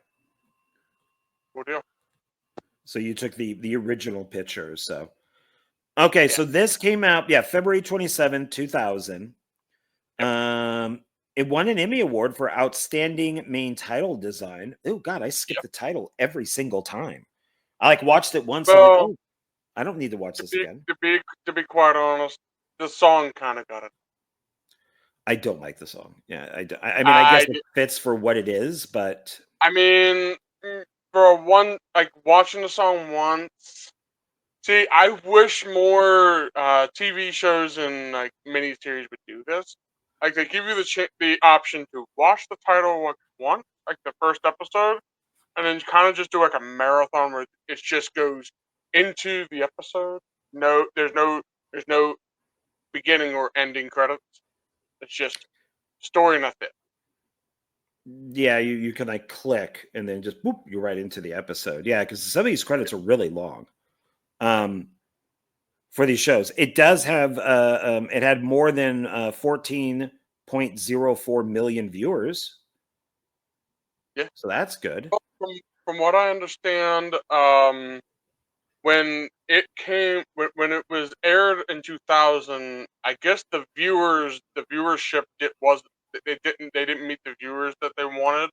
But when the VHS tape came out, they I think sold out of the VHS tape, so they had to like get like another run of the VHS. Oh wow. Okay. So it did better when the physical version came out. Okay. Yeah, see, I like this type of stuff. The like Prince Wendell, who ends up being the golden retriever, the dog, is the arrogant grandson of Snow White. I like that. The queen Yeah. enlists the help of the troll king. I like that.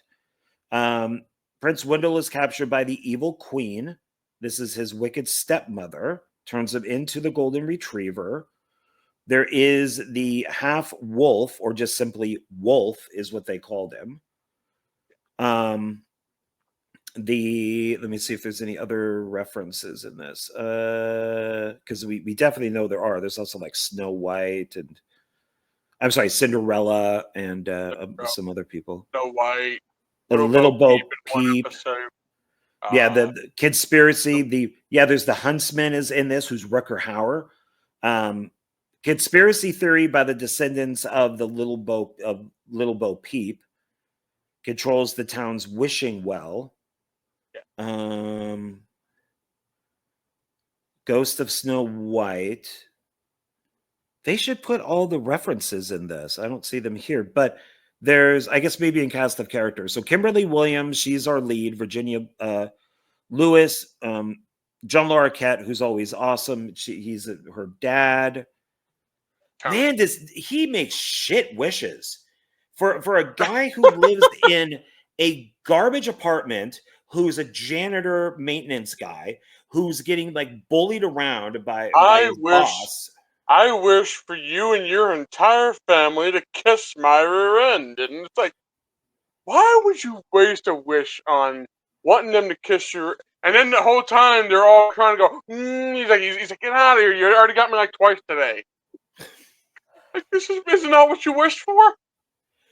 It does. I guess in a way, there's that movie Wish Upon with Joey King.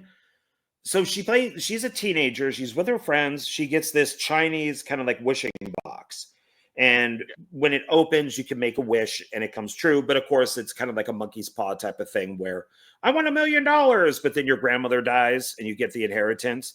So in it, that movie's been criticized that she makes the worst wishes, and I'm like, no, I think she makes wishes that a teenage girl would make. I want to be popular. I want the popular guy to love me. All of this. I think that she's not going to wish for world peace. She's only supposed to be like 16 or 17 in the movie. So, but I can't apply that to this. This is a grown ass adult man who has a daughter, and you're living in this shithole apartment, but yet you're making the worst wishes possible. Like, why not wish? I wish my apartment was a grand suite or something. You know what I mean? Like, or I wish he did wish for $1 million, but I guess it's kind of like, okay, the the seed that he swallowed is also like your wish will come true, but bad things come with it. Yeah, it's like the monkey's paw. Yeah. So And like, but he was wishing for unlimited beer, and it turned out that his refrigerator was like spitting out way too many, like had more beers than it can hold. and what a dumb wish. You can't just go down to the store and buy more beer. I mean, that doesn't make sense. Yeah, go Wish for outside. $1 million, and you can go buy a beer. Well, okay. Or I wish for unlimited money. But then where would that money come from? Mm. I didn't I think mean, that far ahead. yeah, I I mean, just let's be real here. Let's be real here. If you had a chance to wish, would you think about like the consequences at the time? no, but so if I had a genie and they said that you could get 3 wishes, Mhm. and I'm here working at the storage facility, living on property, I got a car, I got good friends. Right now I'm really enjoying my life. I like it. Mhm. So I would probably, I wouldn't say like wish 1 is to get me out of debt. No, you just do bankruptcy.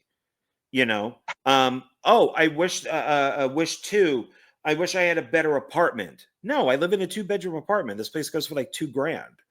I mean, I think that you have to think about what it is. So you would say like, okay, like maybe you could walk out into a field, or like a dirt, just vacant area. Wish 1, I want to own this property. Wish 2, I want a mansion. Yeah. Wish 3, well, I would say wish 3, I want $1 billion, but then that could be that your house burns down. And that's how you get the $1 billion, because it's a mansion. So I think that you have to think about it. And you wouldn't just say, I mean, if it's He's just yeah, and I think walking he got about like more than 3, because it wasn't like a he has genie. 7, I think 6. Yeah, so maybe do a test one.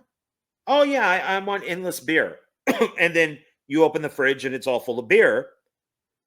You're like, awesome, because when you drink all of it and you open the door again, there's all the beer. Drink Yeah. all of it, open the door. So you do like a test run. Okay, all right. So this is real, it's working. But he doesn't think, he's like, and she points out, his daughter points out how stupid he is and how embarrassing he is. And like this is why she doesn't like being around him. When he sticks his finger in the fish's mouth, he's like, I can turn this whole ship into gold. And he's like, yeah, that then we'll sink and we will drown. He's like, good point. Dumbass. I don't. Yeah, I mean, I think it was just for entertainment purposes. Well, I yeah, mean, and it's made for supposed to be a moron. allegedly kids and stuff, but you know whatever it is. So, then Diane Wiest is, well, she's Christine White. She ends up being the mom, but she is the evil queen. I thought she did a really good job. She's a great actress. I when I was younger, I didn't understand the entire story. And keep in mind, when I watched this as a kid, I only got to watch like bits and pieces of it. So, and my mom was the type of person that when she would record on TV, she never, like normal people would just hit record and let the whole episode play out with the commercials. She would try to shut it off with the commercials, turn it back on when the thing came on, and then there's times she'll forget to hit record, and she'll be like, oh crap, and then she'll have to hit record, and then we'll miss a whole bunch of stuff. When I first seen the last episode, I got pretty emotional with it, but now it's like Beta, you're a beta. I was like 6 or 7 years I old. don't care. Shave your beard off. You're now a beta. Yeah, you're supposed to be a manly man even when you're a kid. Yes, as you probably had a beard when you were a kid, and you were probably born with that beard. I can never picture you without it. So it's no, I could see that maybe as a kid and stuff, and I did not. Did I predict that the evil queen was the mom? I think by episode 5, I did. I was just like, oh, that's got to be the mom. Well, no, because episode 4, right at the end of episode 4, is they revealed.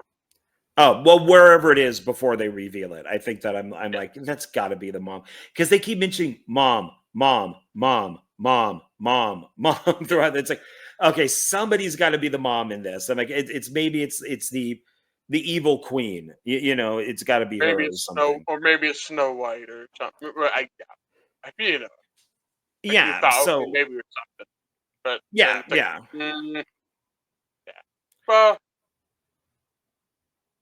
I So mean, it's a made-for-TV miniseries, and it was also a Hallmark Entertainment production, so that might be part of it. So Jonathan Moody would probably like it then. Stock Cohen is the wolf. Yeah, there's Diane Wiest. Who else do we have here? I'm not going to name everybody. Prince Wendell, Snow White's grandson. Yeah, Rooker Hauer is the huntsman, which is awesome. Ed The guys, O'Neill. the 3 that played the trolls, I thought they did a great job. Hey, John, suck an Yeah. L. What? You can go suck an L. Go suck an elf? That was their catchphrase. Did you not catch that? Oh, was it? No, or at least I don't remember it. No, no. Well, let's. Because they're all like, sucking L. Oh, I couldn't tell what they were saying. Yeah, that's what they were saying, Suck sucking an L. elf? Sucking L. Okay, okay, okay. Ed O'Neill. Which to be honest with you, I didn't even keep in mind, I haven't watched Married with Children that much, so I didn't even know, I always knew him as Al Bundy. I didn't know him as Ed O'Neill for all these years, so I was like, oh snap, Al Bundy. that's Al Bundy. I'm like, I've done okay, that. I I've done that forgot with a few people. So their because names are the trolls are they got Hugh weird. Hugh O'Gorman, Don Lewis, and Jeremiah Brickett.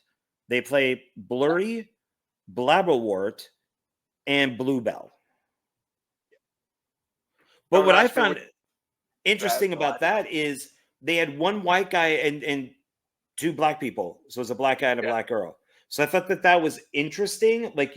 So people Well, couldn't it kind of say, evens out because remember the dad was white, so Ed O'Neill.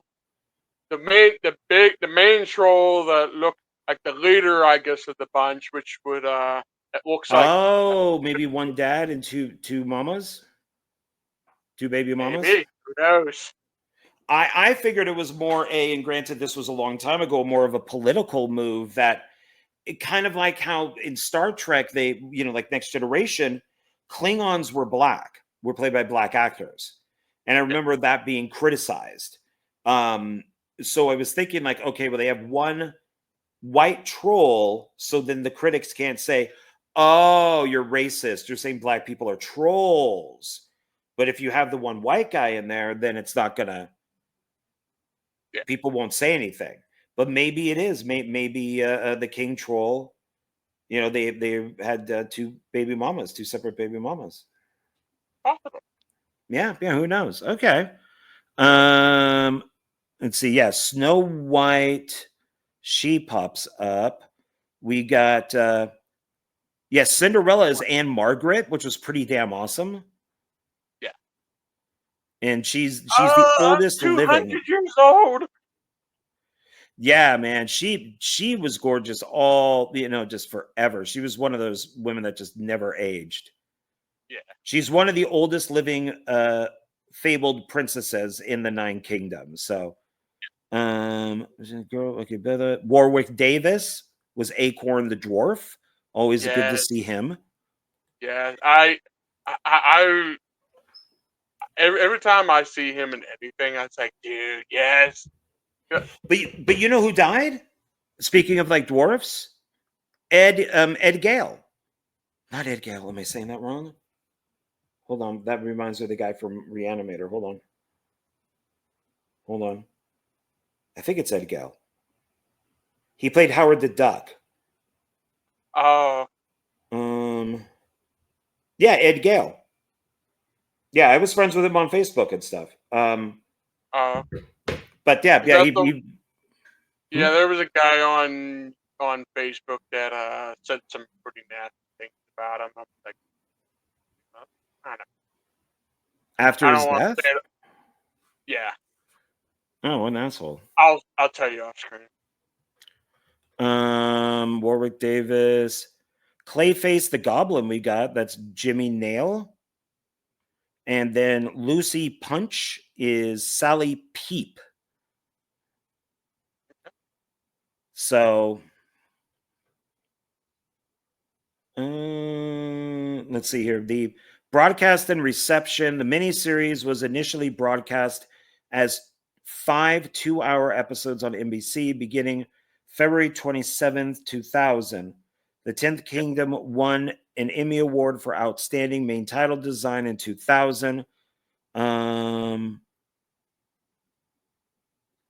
Let's see. Then the review from Variety, this is from 2000, asserted that Kimberly Williams is doe-eyed and pretty and is heavily featured throughout, but 10 hours is a lot of this star to carry on her shoulders.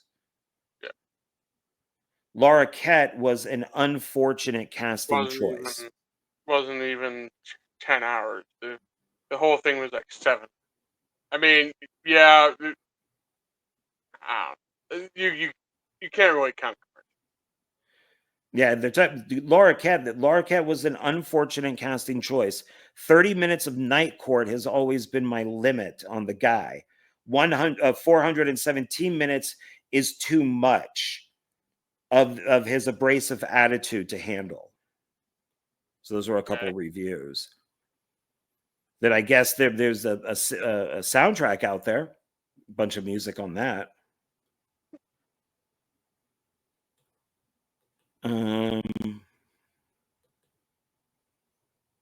Yeah, so I guess those are like the main people that are in it. So yeah, I mean,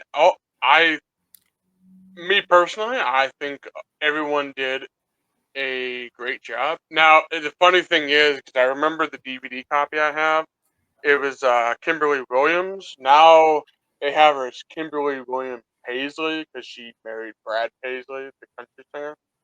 Oh, okay. Why do I? Whoa.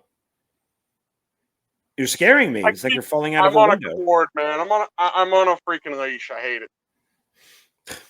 I keep hitting my cord here. And Are you a freak on the leash?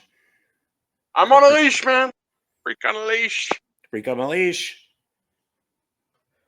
Gotta have the corn reference. Sure, why not? So. Why not? Or maybe we should say I'm coming undone.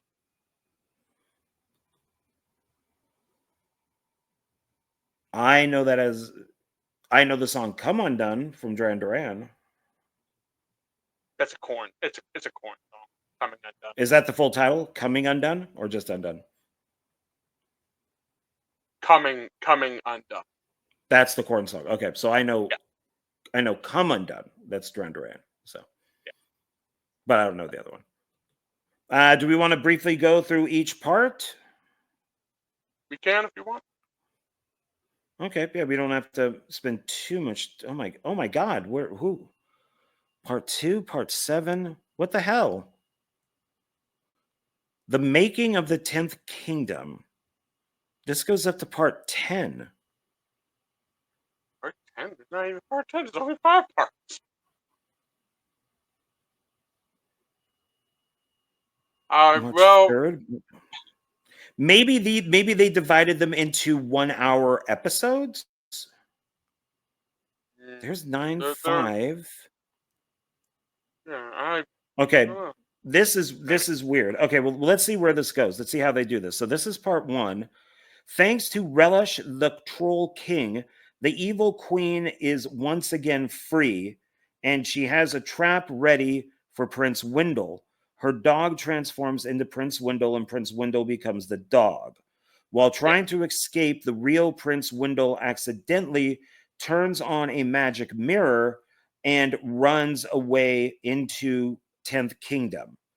Virginia hits him and her bicycle, feeling bad about hitting a dog, which she should.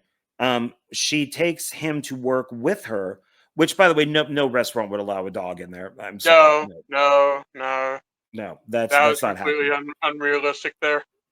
Yeah, have her work maybe someplace else because it really served no purpose to the plot either. Wolf and Relish, the Troll King's kids, are after the real prince, and they are looking all over New York for him. So that's part 1. It says, I'm guessing maybe they split this up into 1-hour episodes. Part 2, Virginia is hiding from troll kids at her grandma's while Tony is busy, Red Rum, with his new servants. That's the dad. That's the butt kissing.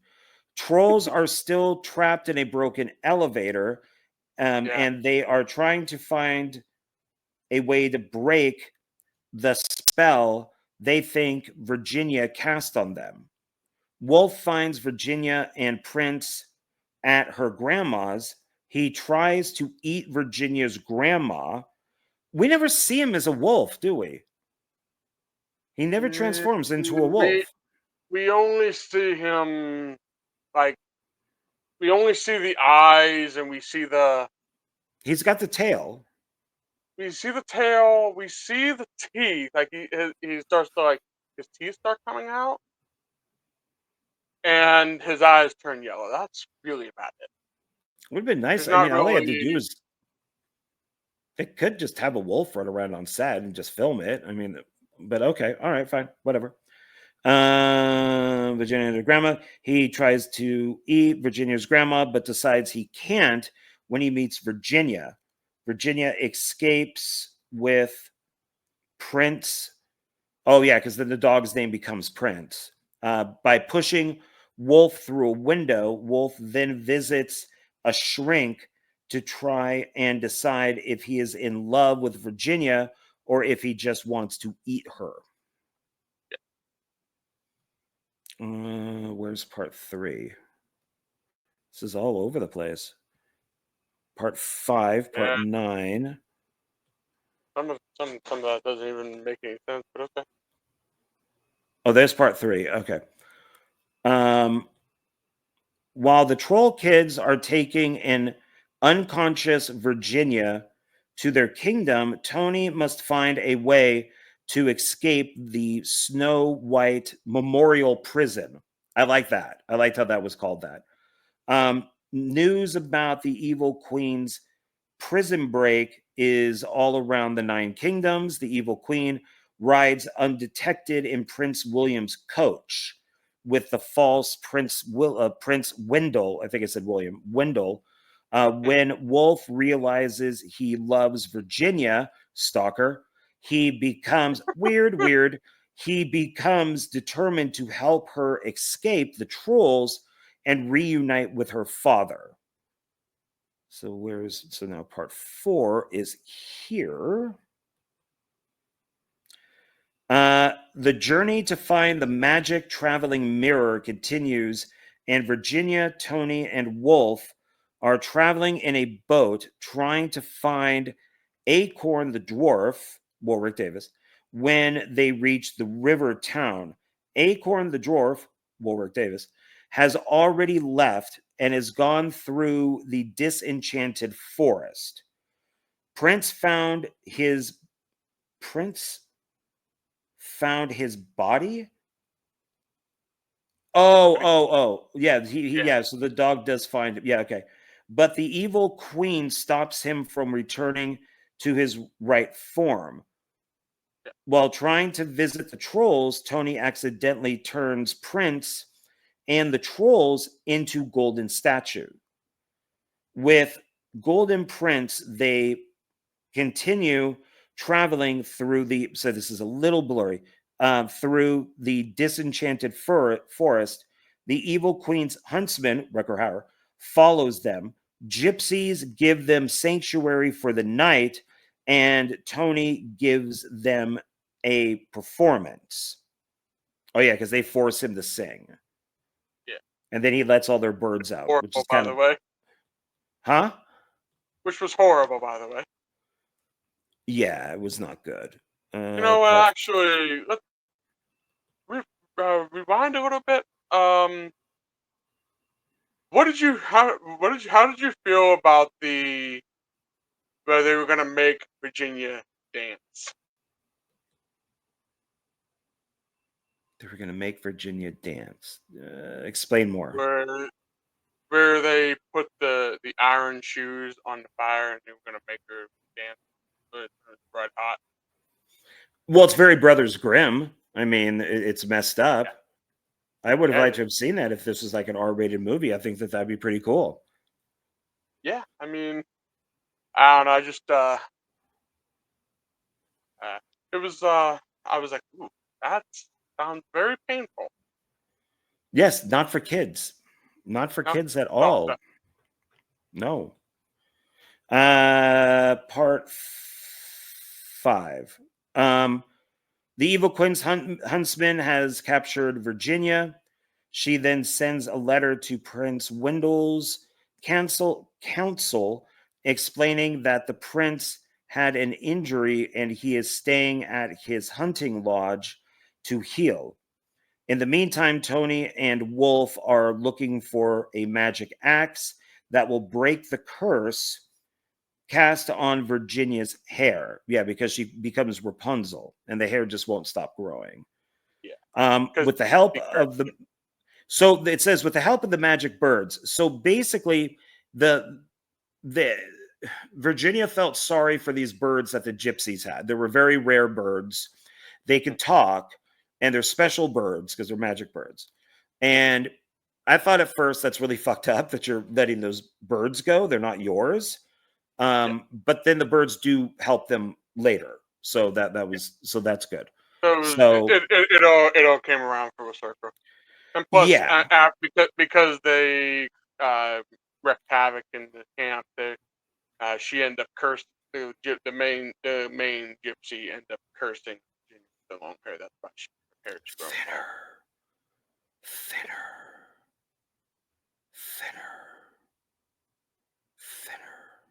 Are you trying to make my beard grow longer or something? No, Stephen King is thinner. With the gypsy gives him the curse of being thinner. Oh, okay. Or his Family Guy makes fun of it that with the gypsy with Britney Spears, fatter.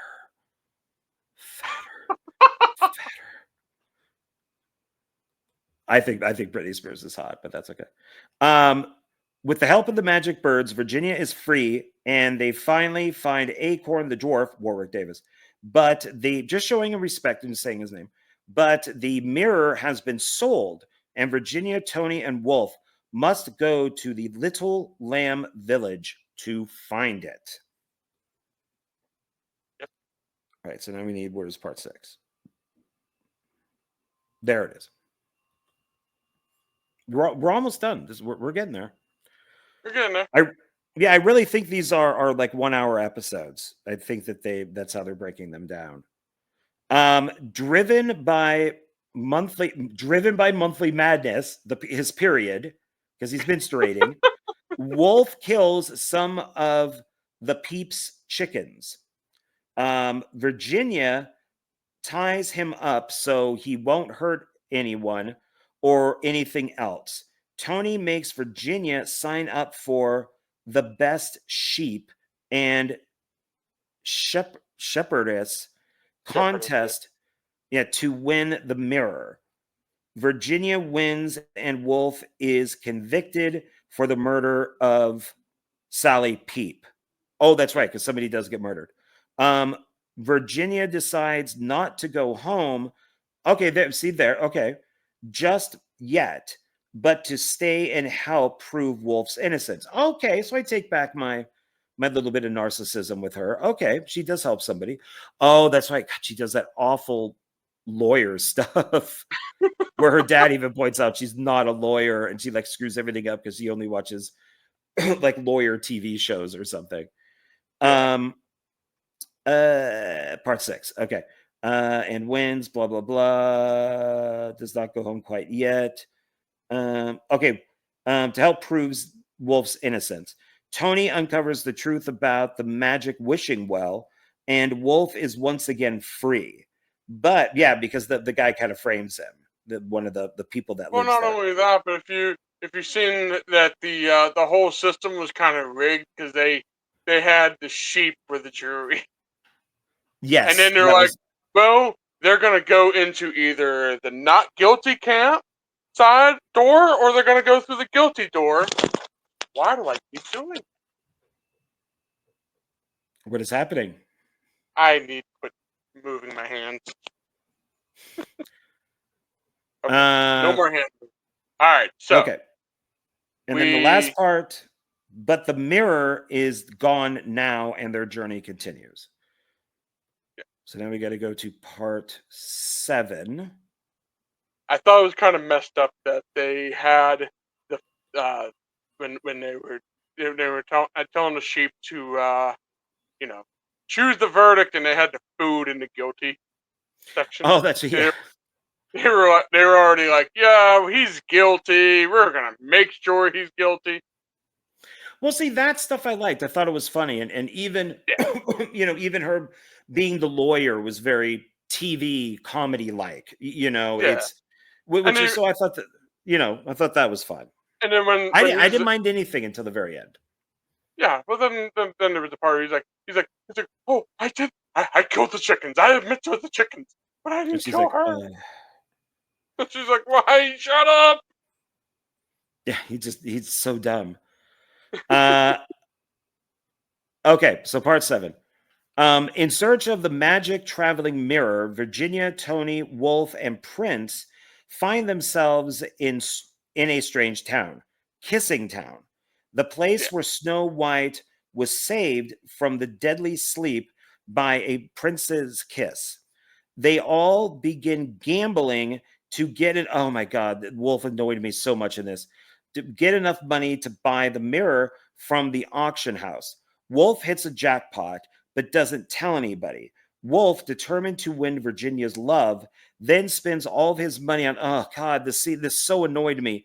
Money on a singing, okay, so the singing singing, engagement this ring. Fucking nobody, none of the guys here know how to spend money. Not one guy here knows how to spend money.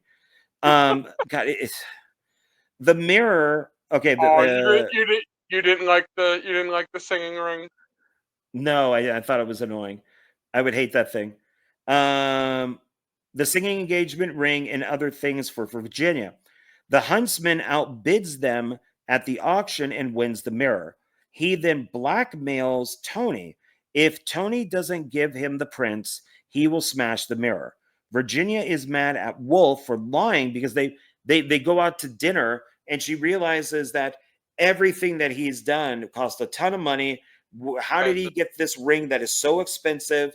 You mhm, told me that you lost everything. Where is all this money? And then she basically figures out, or he tells her, oh well, it's all for you. yeah, And being incredibly selfish and massively stalkerish, weird. um let's see here. So Virginia is mad at Wolf for lying, so she turns his proposal down because yeah. he wants to marry her with that ring. Tony comes out with a Tony comes out like Tony comes out with a plan. It just sounds weird. Tony comes out with a. How about Tony comes up with a plan? Tony comes Yeah. out with a plan.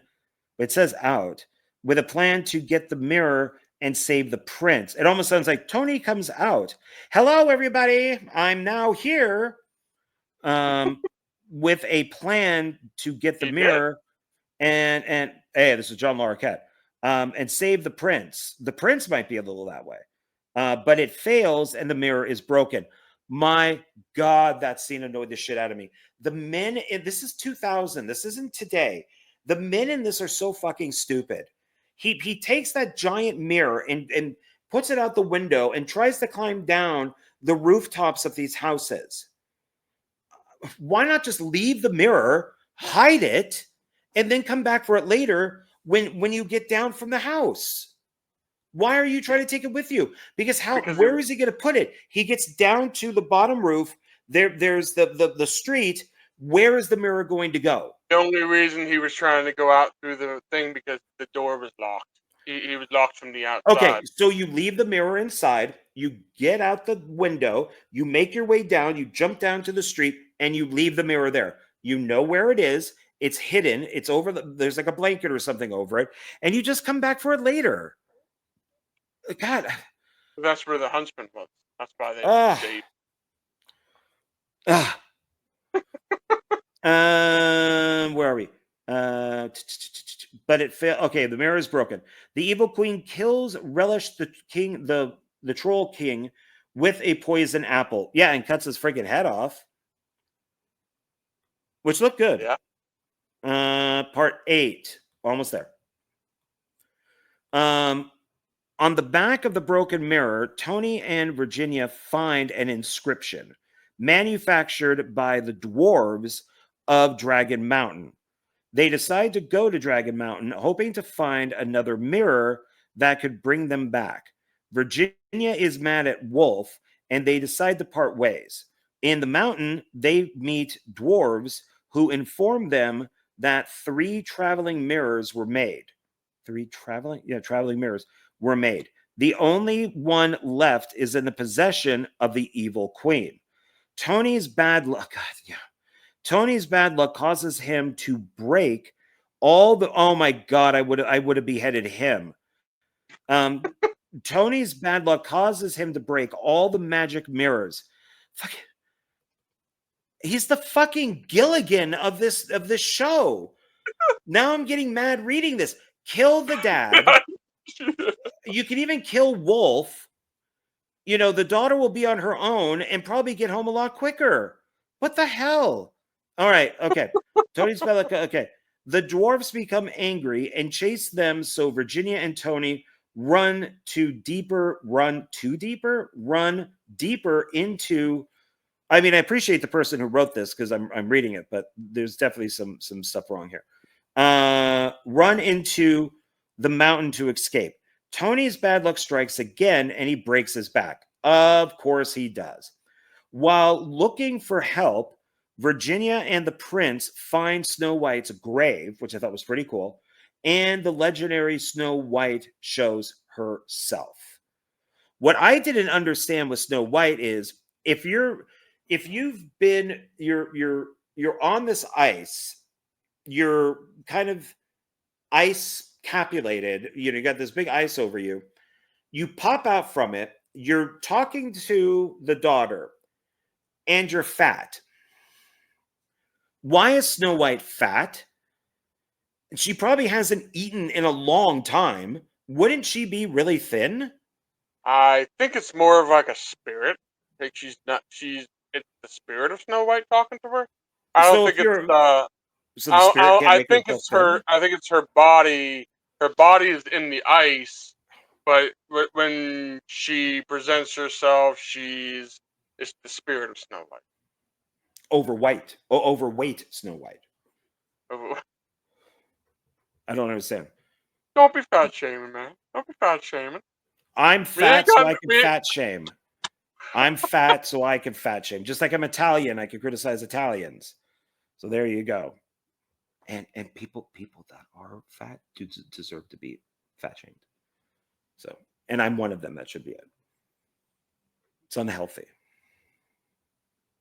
And I say that, and when we're done with this, I'm gonna go out and get a pizza. I have a pizza sitting in my fridge that my boss bought me because he visited my property today. So hypocrite. All right, here we go. Walking contradiction. Yep. All right. So where are we at here? He then blackmails Tony. Overweight Snow White. Yes. Better than brown Snow White. Doesn't give him the... Okay, they smash the mirror. Virginia's mad at Wolf for lying to her. Turns down his... Okay, Tony comes out with a plan to save the prince. He falls and breaks the mirror. Oh, I only had this. Oh, no, I'm done. Okay, so now we have to go to 8. 8 is right here. Okay, good. Oh, good. This is a shorter one. On the back... Oh, no, I started to read this. I guess it got moved or something. Okay. Oh, no, wait. Okay, so they're going to... Manufactured by the dwarves at Dragon Mountain. I read that. She's mad at Wolf. They decide to part ways. In the mountain, they meet the dwarves. 3 traveling mirrors. Only one is left. It's in the possession of the evil queen. Tony, Tony bad luck causes again. Yeah, he destroys the mirrors like a fucking moron. He really should have his head cut off for. Think about that. That's their job. That's like their livelihood. And he just destroyed all of it because he's a friggin' idiot. Let's see. The dwarves become angry and chase them. So Virginia and Tony run deeper into the mountain to escape. Tony's bad luck strikes again. He breaks his back. Yeah, which I already said. Of course he does. While looking for, because he's a friggin' wimp. Tony, while looking for help, looking for help, Virginia and Prince find Snow White's grave in the legendary. I already read all this. Snow White shows off. Oh, so I think I was looking for 9. Where's 9?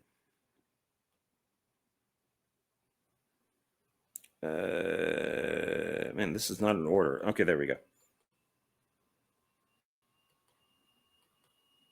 Oops, open. Okay, there we go. The trolls, now teamed up with the huntsmen, have captured Virginia. Tony and have captured Virginia, Tony, and Prince. Meanwhile, the evil queen prepares the false windows coordination. Oh, I see. Tony and Virginia manage to escape, but Prince is left behind. On their way to Windows Castle, I'm still on board with all of this. When I was watching it, Windows Castle, to stop the coronation, they decide to take a shortcut through a deadly swamp. In the swamp, Virginia finds the body of the swamp witch, Snow White's evil stepmother. Oh, yeah, that was cool. I like that. Tony eats some magic singing mushrooms. See, fucking shrooms. Shrooms are in this. Well, How is this a it kid's didn't show? eat them much. It didn't, Yeah, right? they flip out. They take them, and the mushrooms are singing to them, Yeah. and the ivy kind of They were wraps all supposed to around drink the them. water, and because the Yeah, and fairies they show, the three fairies show up, and they're like, don't drink the water, don't listen to the magic mushrooms, and do not, whatever you do, do not fall asleep. And they do all three. and yes, and they take shrooms because they trip out. They I think like each one of them has like a trippy scene. This is dude, dude. Um. Don't do drugs, Okay. kid. Make them dream. Okay, make them follow dream of sleep in the swamp, and the vise be the vi. Oh wait. Okay, the singing magic mushrooms, and they drink the swamp water. Virginia joins him. The mushrooms and swamp water make them fall into a dream-filled sleep, and swamp vines begin to cover them. Fucking shrooms. This isn't. All right, number 10. We're on the last one here. Oh, this one's very short. Okay. Virginia and Tony are in the dungeon of Prince Wendell's castle, and Virginia is devastated by her mother's actions because she has now found out that her mother is the evil queen. And now I'm getting bored because I'm like, oh, okay, that was And predictable. so they completely skipped over that while they were falling asleep in the swamp, Wolf just happens to know where they were. He shows up and Because he gets mad. he starts pulling all of the weeds off of them and wakes them up and tells them and gets them out of it. You know what it should have said is that the daughter should have gone, Wolf, how did you find us? And he should go, oh, I smelled your pussy. This is This TV. this is I this don't is think they not can get away with that in TV. how well that would be the adult version. So she'd be like, Wolf, how did you find us? And he'd be like, I could smell an odor coming from you.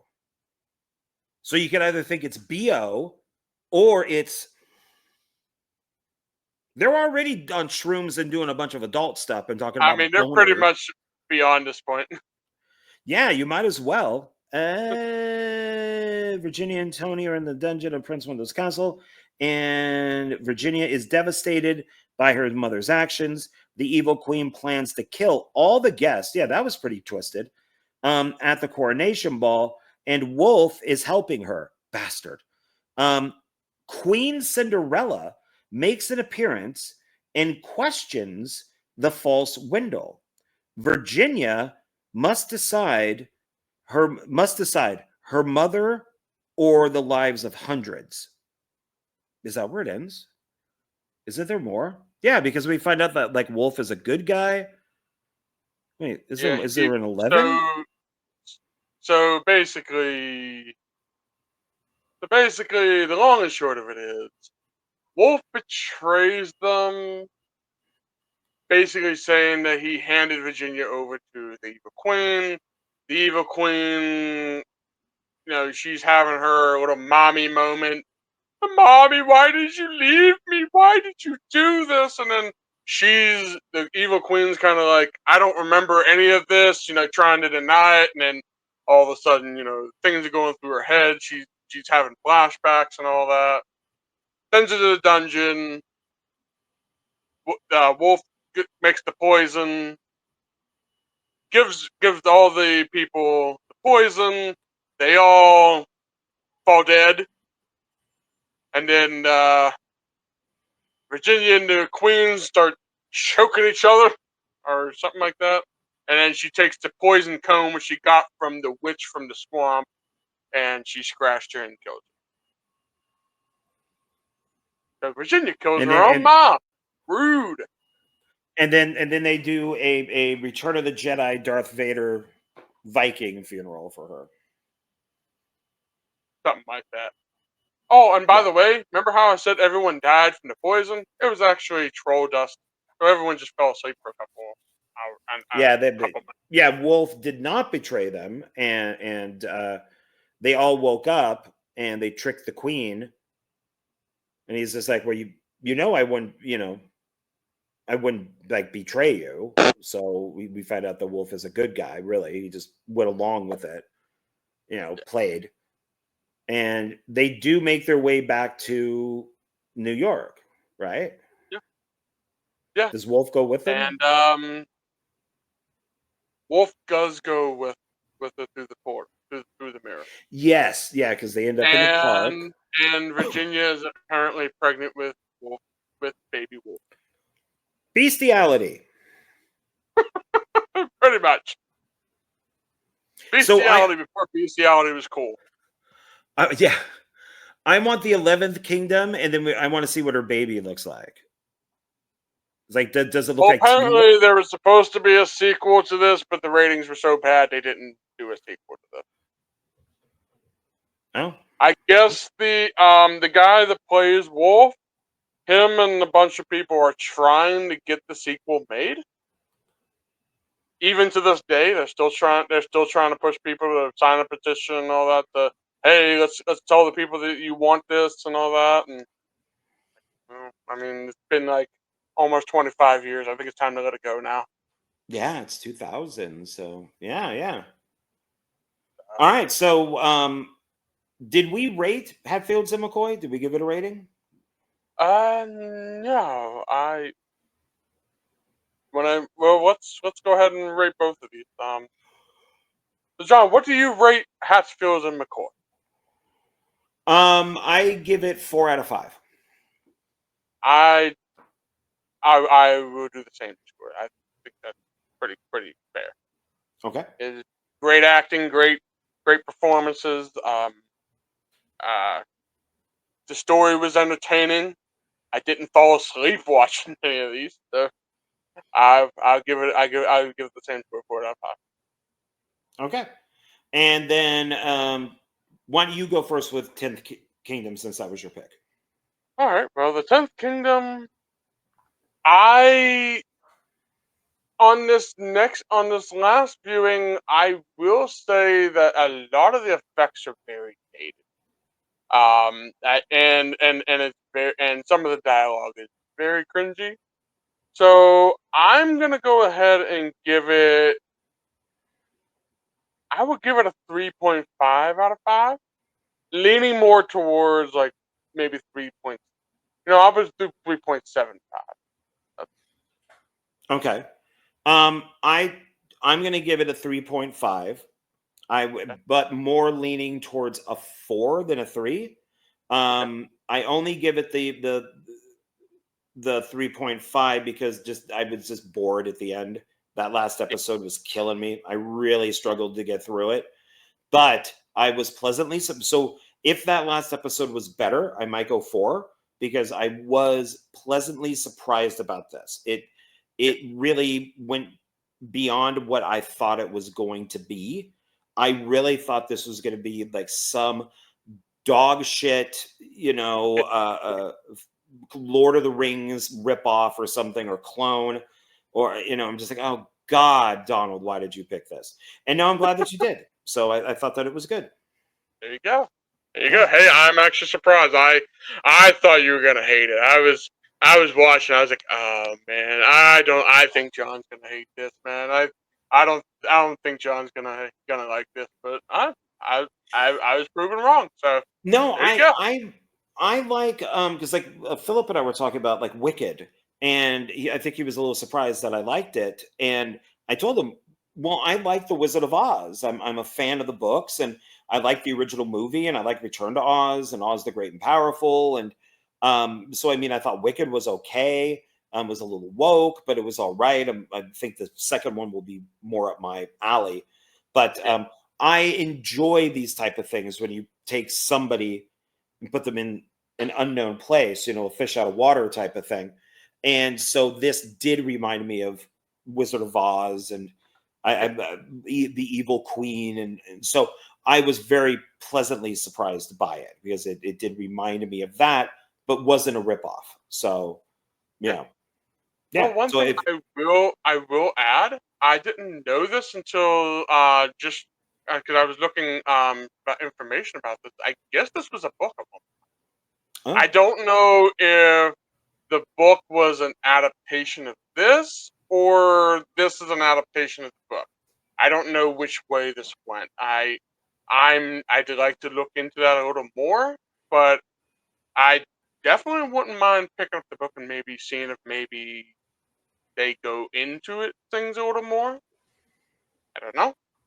okay, So yeah, yeah. I had no idea. Yeah, I don't think it said anything in the credits that it was based on anything. So maybe it so came I'm out I, afterward. I'm assuming it's like the book is like a novelization of the series. That would make sense. So yeah. That's what I'm assuming that. I could be wrong, but mm.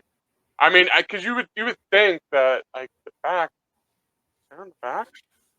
I think it would probably say based on the novel, by or something like that. Yeah, Based on that's the that's. best-selling. But it doesn't even say that. So I'm going to assume that it's just a novelization of the series. Yeah. Okay. So, So anything else for these for Hatfields and McCoy in the 10th Kingdom? yeah. If you're interested, if our dear viewers are interested in any of these, I definitely recommend both of them. So do I. Just keep in mind the Tenth Kingdom. I would um, go into it knowing 2000s effects. They're a little dated, but I still say they're pretty good. I mean, some of the effects are like, yeah, this is. But you got to remember, this was made for TV, so this wasn't like Hollywood or anything like that. So, Well, but I think yeah. but I think both of them were very well done. If I had to pick which one I think was done better, I will have to lean more to Hatfield Before. I think that was shot a lot better than the Tenth Kingdom, but I still enjoyed both of them just like equal. Yeah, I would agree. I would well if I had to rewatch one, I would probably say Hatfields and McCoy. One, it's only three parts in compared to five, but it's shot more like a movie. It has a movie director on it, while the 10th Kingdom has a TV director, and it's made for TV. But I would have no problem watching either one. Um, I would probably space out 10th Kingdom a little bit more because it's 5 episodes Maybe watch like where I one could episode a night or something, yeah. Yeah, or watch yeah. or something. While Hatfields and McCoy, I could just watch back to back. So, Yeah. you know. Okay. Okay. Yeah. All right. And do we know what we're doing next month? I did mention something, and I think you said that you found all 3 on Amazon. Do we want to continue doing that? I'm.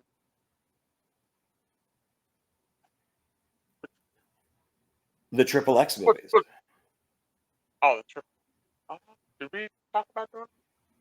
Did we Yeah. actually agree to do that? I think I asked and you said, "Oh yeah, I found all 3 on eBay." Okay. If I just have to grab for next time and watch them. You're okay with that? The Vin Sure. Diesel Sure, we can do Ice that. Cube? We Yeah, can do that. there's 3 movies and then there is a short. I think the short might be on the second film, State of the Union. If not, I know it's on YouTube. Okay. So, because I don't know if it's mentioned in the third one or not. But they're fun. They're, I mean, if you like Fast and Furious, you would like the Triple X movies. So I think I've seen the first Triple X. I don't think I've seen the second or third. because of what they do in the third one, I like all three. So yeah, I don't want to go past that. I'll definitely check them out. Okay, all right. So everybody, we're gonna do the That'll be Triple X that'll be movies for next month. That'll be next week. Yeah. So groovy. All righty. So thank you very much, everybody, for joining us. Thank you, Donald. I appreciate it. This was some good stuff. Very surprising on some things. And thanks everybody for watching this. If you made this to the very end at 2 hours, 40 minutes, and 47 seconds. Wow. And John Wick 4 is 10 minutes longer than our show. Wow. I'm gonna go 10 more minutes just to match. Yeah. At some point we should do John Wick. I'm down for that. Yeah. So, okay, everybody. All right. We will see you next month. Thank you very much for watching this. I really do appreciate it.